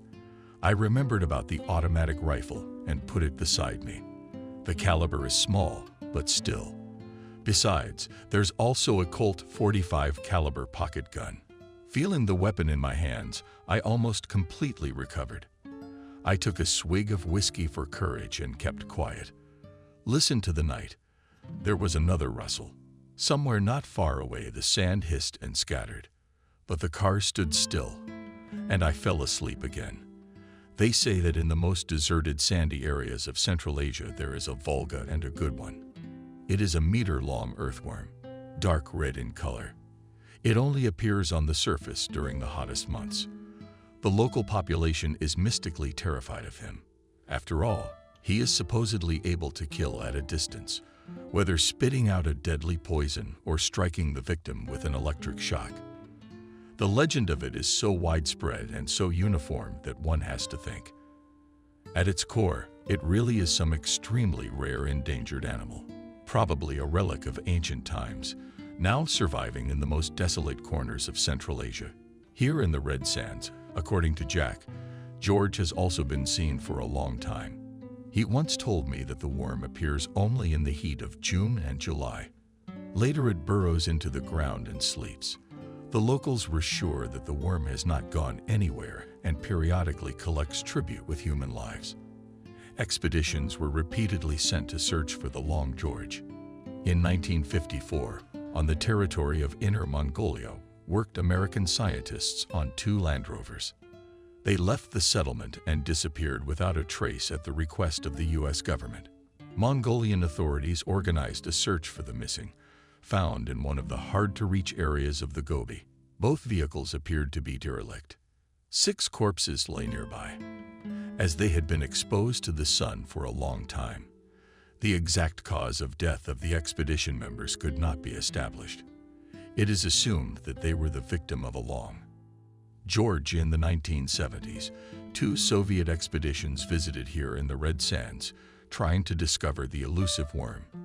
They failed to catch this beastie, but they collected numerous proofs of the reality of its existence. But the results of the expeditions were not published anywhere, and they were soon forgotten by everyone except the locals. Abruptly opening my eyes, I'm at dusk again. Apparently, it was still early, but the heat had already gone under the pressure of the night. I tried to recall the dream, but it had already slipped away from me, leaving me with a pinched feeling of unease. The farther I traveled through the desert, the worse the road became. According to my calculations, I should reach the place by evening. The Sea Valley was nestled between mountains that already showed on the horizon in the distance. My gaze picked out a white dot. I stopped the car and pulled out my binoculars into the haze that rose from the asphalt. It was hard to make out the car. There were no people in sight. I decided to drive closer. There was no way to go around anyway.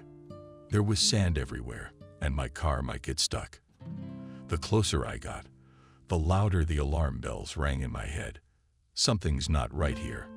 Just in case, I moved my automatic rifle closer, having previously taken it off the safety. The white Toyota stood with its nose in a pile of sand. The perimeter filled the road. In the cab, dropping his head on the steering wheel motionless, sat a man. His left arm hung along his torso.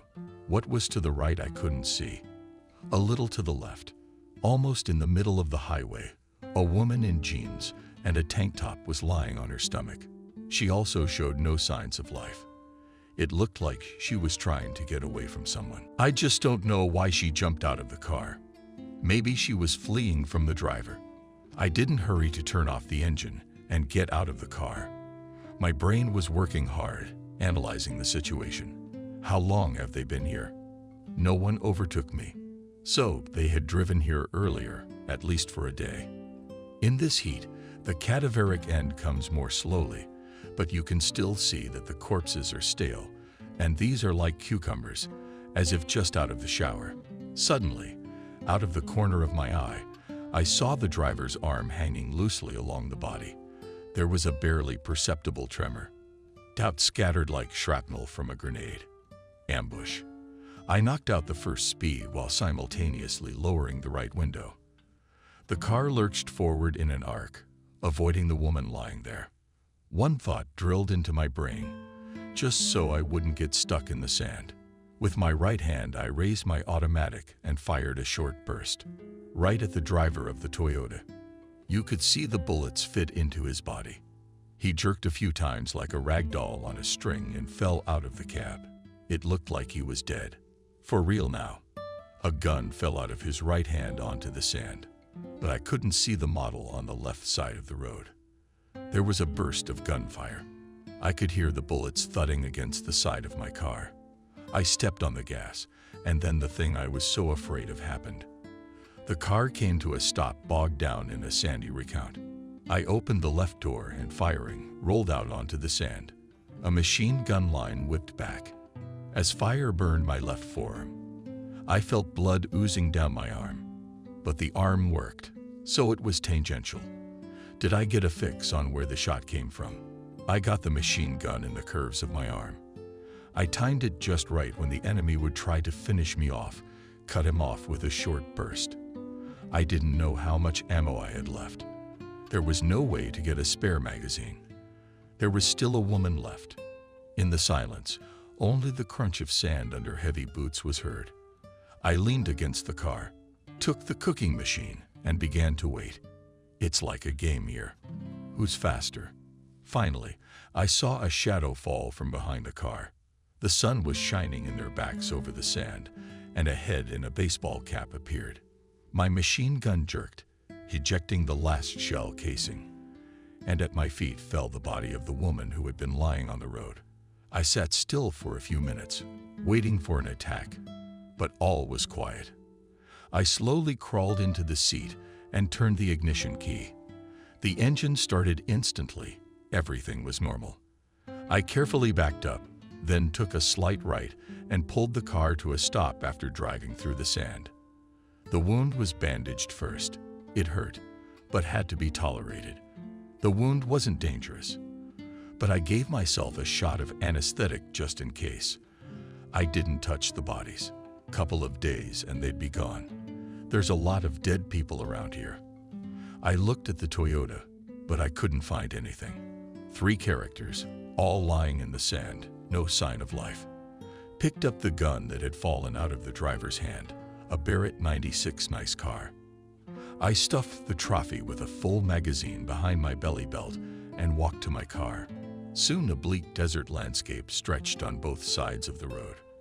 After 60 kilometers, some buildings appeared ahead. As I got closer, I realized that it was an old caravan shed, miraculously preserved. I drove leisurely under the archway and found myself in the courtyard, where in the center there was once a small fountain with water.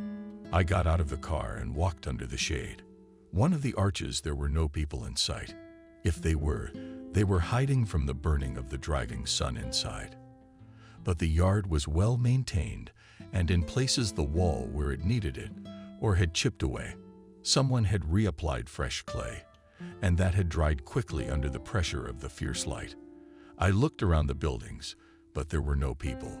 Maybe no one lives here all the time. Maybe they come here once in a while. The question is, why? As an inn, these buildings themselves, and lived in one of the rooms. I found a few antique jugs, mostly Latin, but there were a couple of silver ones. I threw them in the car. We had to drive to get into the valley by daylight. Finally, the road bumped into the mountains. It meandered between the rocks until it popped out to George's more often than not a mountain stream. It was getting cooler. Instead of sheep, trees appeared along the road. I realized I had reached my goal. An hour later, I entered a small village. But there was electricity and, most importantly, a bazaar. That's where I was going tomorrow morning. I stayed in a small hotel with the proud name of hotel. The room had a shower and a toilet. What more could a companion ask for? I ate some leftover rations and went to bed. The road had washed me clean. The trip turned out to be more than successful. In addition to the order itself, I had purchased something for myself. A day later, I filled 2 more cans of gasoline in the car and headed back. I had to spend the night on the road again, but everything was calm. By the end of the second day, I was pulling into Jack's yard. He did not meet me empty-handed either. I gave him everything I'd brought. The delivery of the shipment was not my concern. It was handled by specially trained men. When I told Jack about my adventures, he faltered his tongue for a long time, expressing either approval or condemnation of my frivolity. Then we drank some chaka, and I went to bed. After spending the night in Camille's arms, I went to the airport in the morning, accompanied by a friend. I didn't say goodbye myself. As they say, long farewells are tears. I had with me a few coins and a couple of funny souvenirs that I found in an abandoned caravanserai. We hugged in silence. I could see the mute question in Jack's eyes, and I knew how much I liked her. But I am a vagabond, a wanderer in life, so it's better to be without a family for now. I shook the hand held out to me firmly. I thought for a moment and took off my talisman, given by my grandfather, and gave it to Jack. Give it to Mina as a souvenir. My hometown met me with cold wind and nasty spring rain, a sharp contrast to the places I flew from. No one greeted me because I hadn't informed anyone I was coming. I picked up my car in the underground parking lot and took my time dragging home. In the 2 weeks I'd been gone, the snow had almost melted, leaving a pile of black mud along the sides of the highway, overnight freezing. And now the car almost slid on the ice, dispersing the water. The wipers rhythmically swept the raindrops, the light glass. I smoked, letting out the blue smoke through the open window. I felt dreary. Too many women had been around me lately. But for some reason, the memory of the last one resonated in my soul. Camille, yes, she was the one who had captured my heart. But alas, I'll never meet her again. Jack will probably marry her off to some respectable gentleman. I can only wish her happiness. An hour later, I was on the ring road, and a short time later, I was pulling up in front of my house. When I tried to open the front gate, the key didn't work. That's odd. I had recently changed the lock, and everything was perfect. I got out of the car and pressed the intercom button. I was tired on the road, and now I wanted to drink whiskey and sleep. "What do you want?" An unfamiliar male voice answered me. I was even a little taken aback. "I need to get into the house in some stupid way," I said. A minute later, the wicket was in the opening, stood some middle-aged man. "What do you want?" "The owners are still asleep. Get out of here."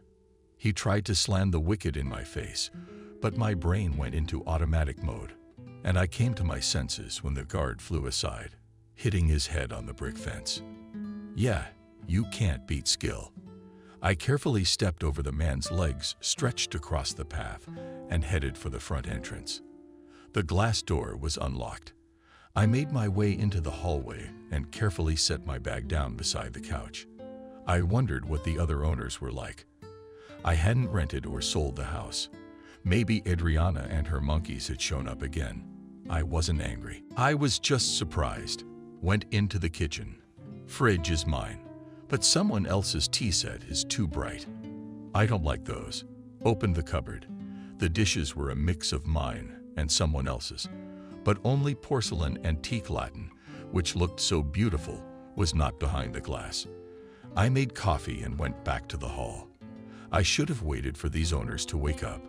I must have dozed off, because I didn't hear the man enter the hall. "Who the hell are you?"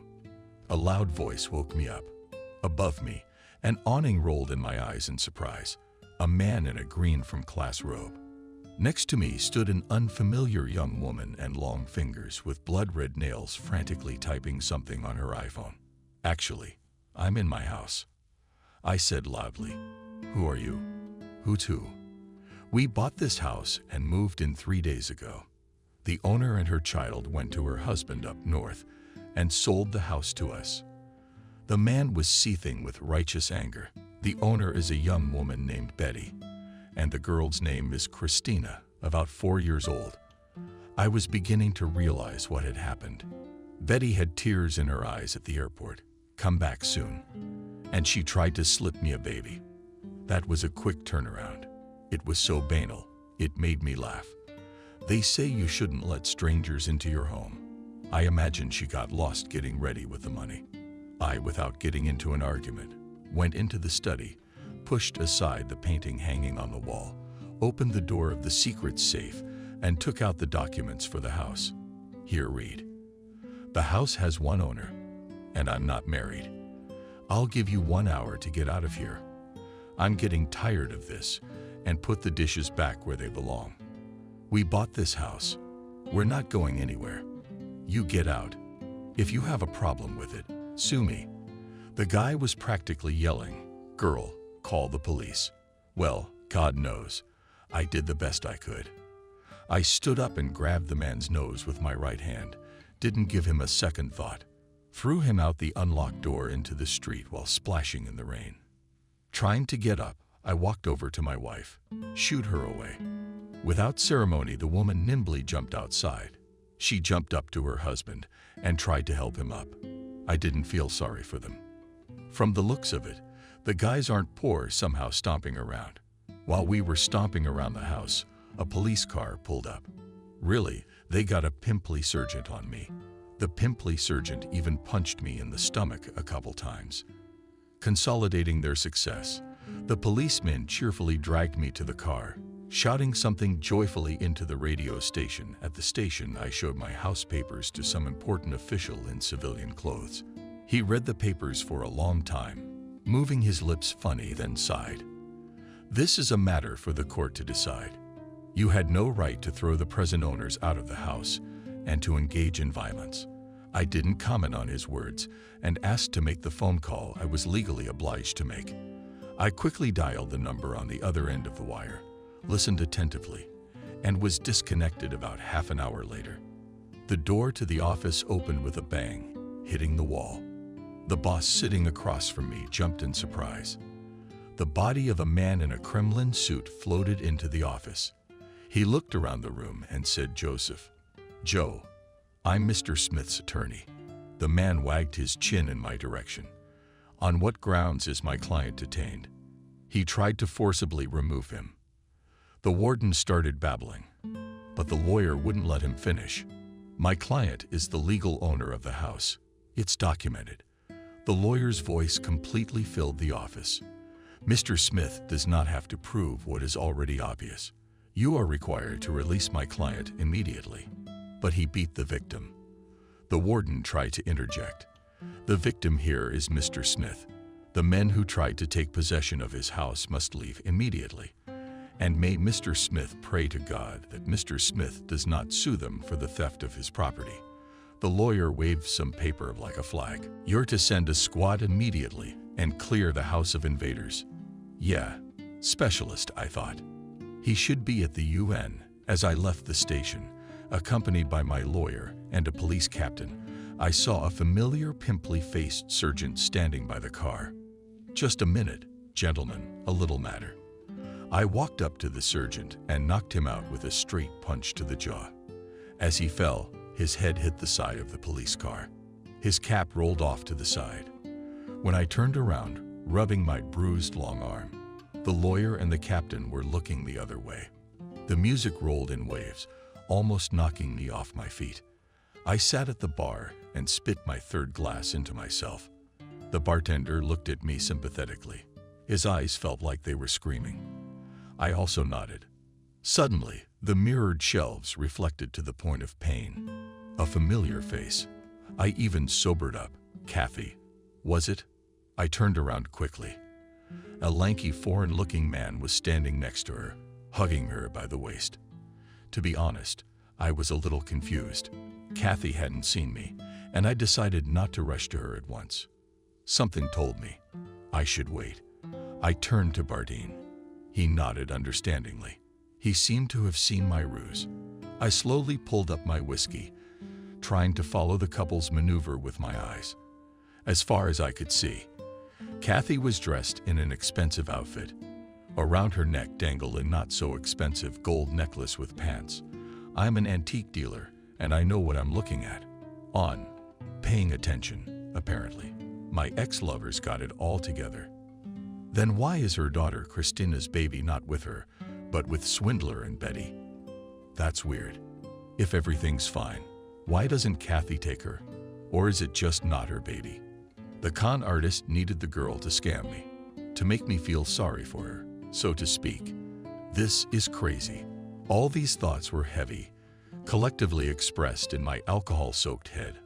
I couldn't even decide whether to approach Kathy or not. What if she's with Betty? The music suddenly stopped, leaving my ears ringing. I looked at the glass display case of bottles. Kathy wasn't reflected there, which meant they were seated at a table. I cautiously turned around. Sure enough, there they were, sitting in the alcove near the table where Kathy and her boyfriend were sitting. The young woman leaned over and said something to her beau. He got up and walked toward the restrooms. I get it. It's now or never. "Hello, my love," I spoke softly, but Kathy heard me perfectly well. "You can sit down." Kathy stared at me for a while, stunned, then nodded nervously and looked around, searching for her companion with her eyes. "How are you? How are you doing?" In a calm voice, I asked. She obviously didn't know what to talk to me about. "How's your daughter doing? Have you picked her up from her friend yet?" Softly, I asked. "What daughter? I don't have any children." "Go away. My husband will be right back." Kathy looked around confused again. "Who's Christina?" I started shopping. "Who's Christina?" "Leave me alone." Kathy blushed. "My beloved has not greeted me kindly. And this is the man I've been dreaming of all these years. Although, on the other hand, I probably made up my own fairy tale of unearthly love. Kathy doesn't owe me anything." Suddenly, I was disgusted. I was about to get up when suddenly someone grabbed me from behind by the collar, and I could see Kathy's pupils dilate with fear. I was thrown off the chair and fell, hitting my head on the floor. While I was trying to figure out what was going on, I got a solid kick in the right side of my leg, even though I was drunk. But my reflexes worked, and I managed to regroup. A serious man at Kathy's, only jealous and bad jealous, wanted to kick me again, but I managed to grab him and yank him toward me. The man collapsed to the floor, pulling down the tablecloth and dishes at the same time. Now there were two of us on the floor, not so lonely anymore, but it was time to do the honors. I got up as quickly as I could and staggered to the exit, passing the bar. In the glass window, I saw a jealous woodpecker rushing after me. To be honest, I was getting pretty tired of fighting with him. I let him get closer. Then I took a step to the right, and with a U-turn punched him in the eye, jealously collapsed on his back, obediently headbutting the steps of the small staircase leading to the locker room. At that moment, the music roared and his pitiful squeak was drowned in maddening decibels. But why did I keep getting beaten up? I was feeling so myself. It was a shame that I even brushed away the tear-stained cheeks. I stood in the bathroom and looked at myself sympathetically in the mirror. No one to even feel sorry for me. On the cab ride home, I sobered up a little. And that's not good. I went to the kitchen, took a bottle out of the cabinet, and fell on my favorite couch with relief. Suddenly, I realized I wasn't alone in the house. Raising my head, saw in the semi-darkness of the hall, calmly sitting in a chair, a not young man. Asked in my temples how he had gotten here. It was the first thing that came to my mind. This place is like a back alley. It's not good to drink alone. Suddenly, the unexpected guest spoke. He took out a Chechen telescope from his coat pocket, a plastic cup, and with a sharp movement of his hand, put it on alert. "I can bring a glass one." Uncertainly muttered I. "No need." The man understood everything. I poured the whiskey, and we drank in silence. "What's good in it?" The guest frowned. "Worse than our moonshine." We were silent for a while, until the man got down to business. "You had a very productive trip to Central Asia." The client was very pleased. He lit a thin cigarette without asking permission. "But you will have to go back to those places again." I looked at the guest questioningly. "There is a little business very well paid." The man let out a thin line of smoke from his mouth. "Silver again?" I asked gradually, coming to my senses. "No, not silver. I know about your adventures in the Red Sands." The guest looked for an ashtray. "The one where you encountered the elusive worm. Your story impressed a very rich man to such an extent that he got the idea to get the trophy." I almost choked, but I haven't seen it. That's just a guess. I was surprised beyond belief. So figure out what it was, mystical or real. The guest is standing up. "The fee will be," he said, such a sum that my eyes went black. "When do I have to go?" The thirst for profit threw away all doubts. For that kind of money, I was ready to walk to Central Asia. "A man you know well will contact you. He will give you the necessary instructions, help you with equipment and necessary outfit." "When will he contact me?" "Take your time. All in good time." The guest began to button his coat. "Just a moment." I have a favor to ask of you. I'm up to. Yes, sir. The guest looked at me curiously. I told him about the recent events in my house and my assumptions about the people involved. The man listened to me and asked, "And what do you want?" "To take money from the crooks." "No, it's not my money. You can keep it as a fee." I looked my guest straight in the eye. "I'm interested in the child. Who is he, and where is he now? It's ungodly to give a girl hope and then give it back." "All right, I understand you." The guest didn't let me finish. "What to do with the crooks?" "At your discretion," I said. The man turned and disappeared behind the front door. As of recently, I have a vintage radio waves in my office, a Minsk 61, made back in the 1950s. I took the receiver away from my mom when she persistently started complaining about the glut of old junk. There's a beautiful lamp in Rhodion in working order. It had been bought by my grandfather, so it came to me as a sort of inheritance. It now stood on the vintage pedestals to the left of the table and delighted the eye with its perfect forms. Yes, people knew how to make good things in their time. Time flies fast. Already the radios of the 60s are becoming antiques. What's up with receivers, equipment from the 70s and 80s? Now, in the antique trend, I am very often approached by fans of tape recorders of the late 80s of the last century. Ask already, and seeing the equipment of the early 90s, VCRs, analog camcorders, tape recorders. Even 30 years ago, we used this equipment, believing that it could not be better. And now it's gone vintage. Turntables are probably next. Apparently, every generation sooner or later starts to feel nostalgic for a bygone time, and maybe even without realizing it, looking for things that can at least for a while bring them back to their past. To be honest, vintage radio equipment is not my profile. But more and more often, I started to think about opening a special department in my store dedicated to this topic. For some reason, it seems to me that this direction of antique business is very promising. I cozily settled in an armchair, pulled out of the bowels of the table, typing a bottle of Jamieson and Nakatala, a 2-finger glass of the amber beverage. What to do? There was no question. If there is a Rhodiona, one should listen to her. I looked out the window. It was snowing, which is not quite typical for April. Large snowflakes were beating against the window like frozen butterflies, trying to make their way to the hot cabinet. I felt cold, and I stood up and closed the window. A toggle switch clicked.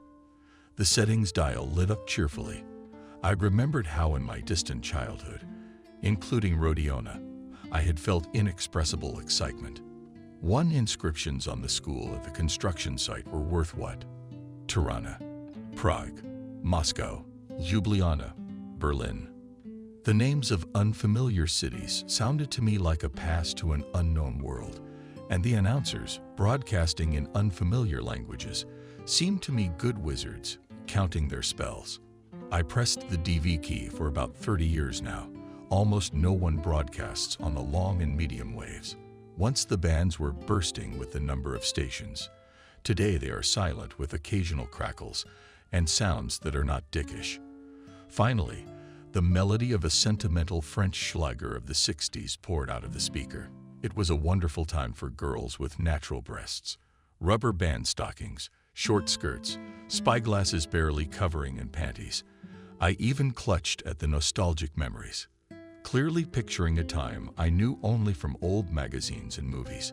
The French chanteuse was replaced by an upbeat Chuck Berry hit. Women are bloodthirsty cats, but it's boring without them. Chuck assured me. Yeah, boring as hell. I thought about it and decided to take a closer look at the things I'd brought back from my last trip. I took 2 packages out of the desk drawer and laid them out neatly in front of me. One of them contained an antique dagger with a handle covered in silver and worn from time.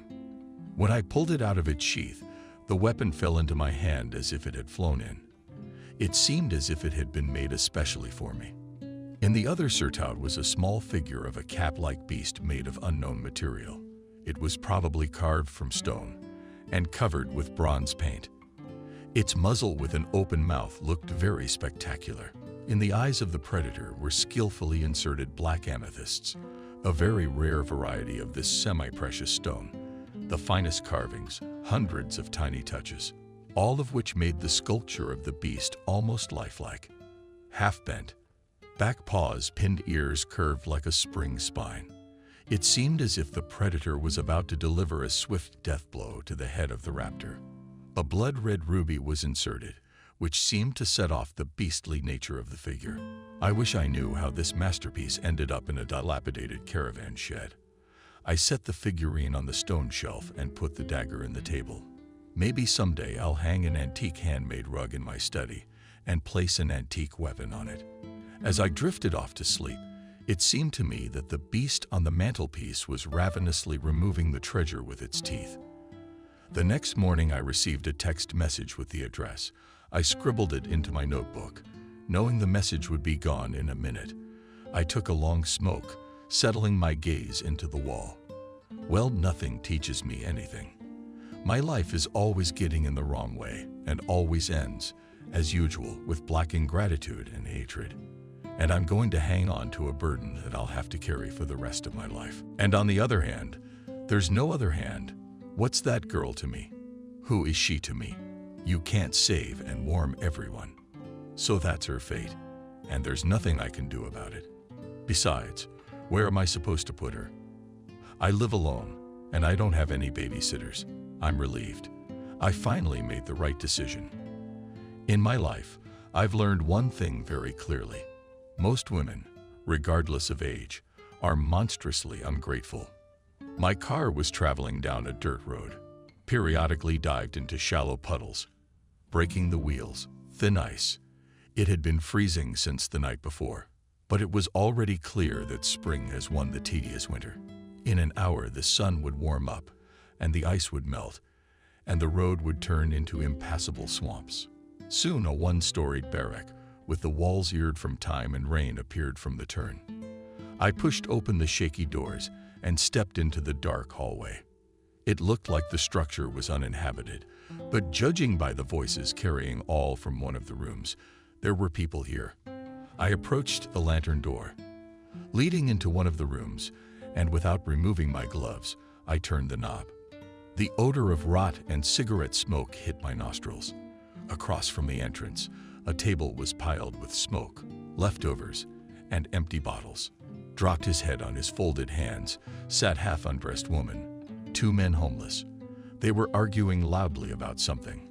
When I opened the door, all these picturesque characters stared at me in amazement. Even the woman with difficulty, but raised her head. "What do you want?" Coughing, one of the men in a dirty dress dressed on a naked body. "Where is the girl?" Trying not to breathe the unbearable stench, I asked loudly, "Was Christina here yesterday?" The uncle seemed to have a bad hangover. He pushed the woman. "Hey, what's up? Where's the girl? What do you need her for?" Missed the woman, looking at me, swollen with lice from drunken eyes. I ignored her question. On the iron bed against the opposite wall, did someone stir? One of the men nodded at the pile of filthy crap. Here she crawled out from under the rags. She didn't even have the strength to cry. Probably those bastards hadn't fed her lately. I gently lifted the girl up, and she, like a kitten, trustingly nuzzled her nose into my coat. "Leave it." The woman tried to get up, but her legs wouldn't hold her, and she fell back on the stool. "I'm taking the girl." I honestly didn't care who Christina was. "What do you mean?" "I'm taking her." The first man reacted. "We fed her, clothed her, raised her, for nothing." I threw some bills on the table. "That's enough." It was visible how all the members of the collective's eyes flashed greedily, dressing the child in a coat. I went out to the car, put the girl in the back seat. Asked, "Do you remember me?" She nodded.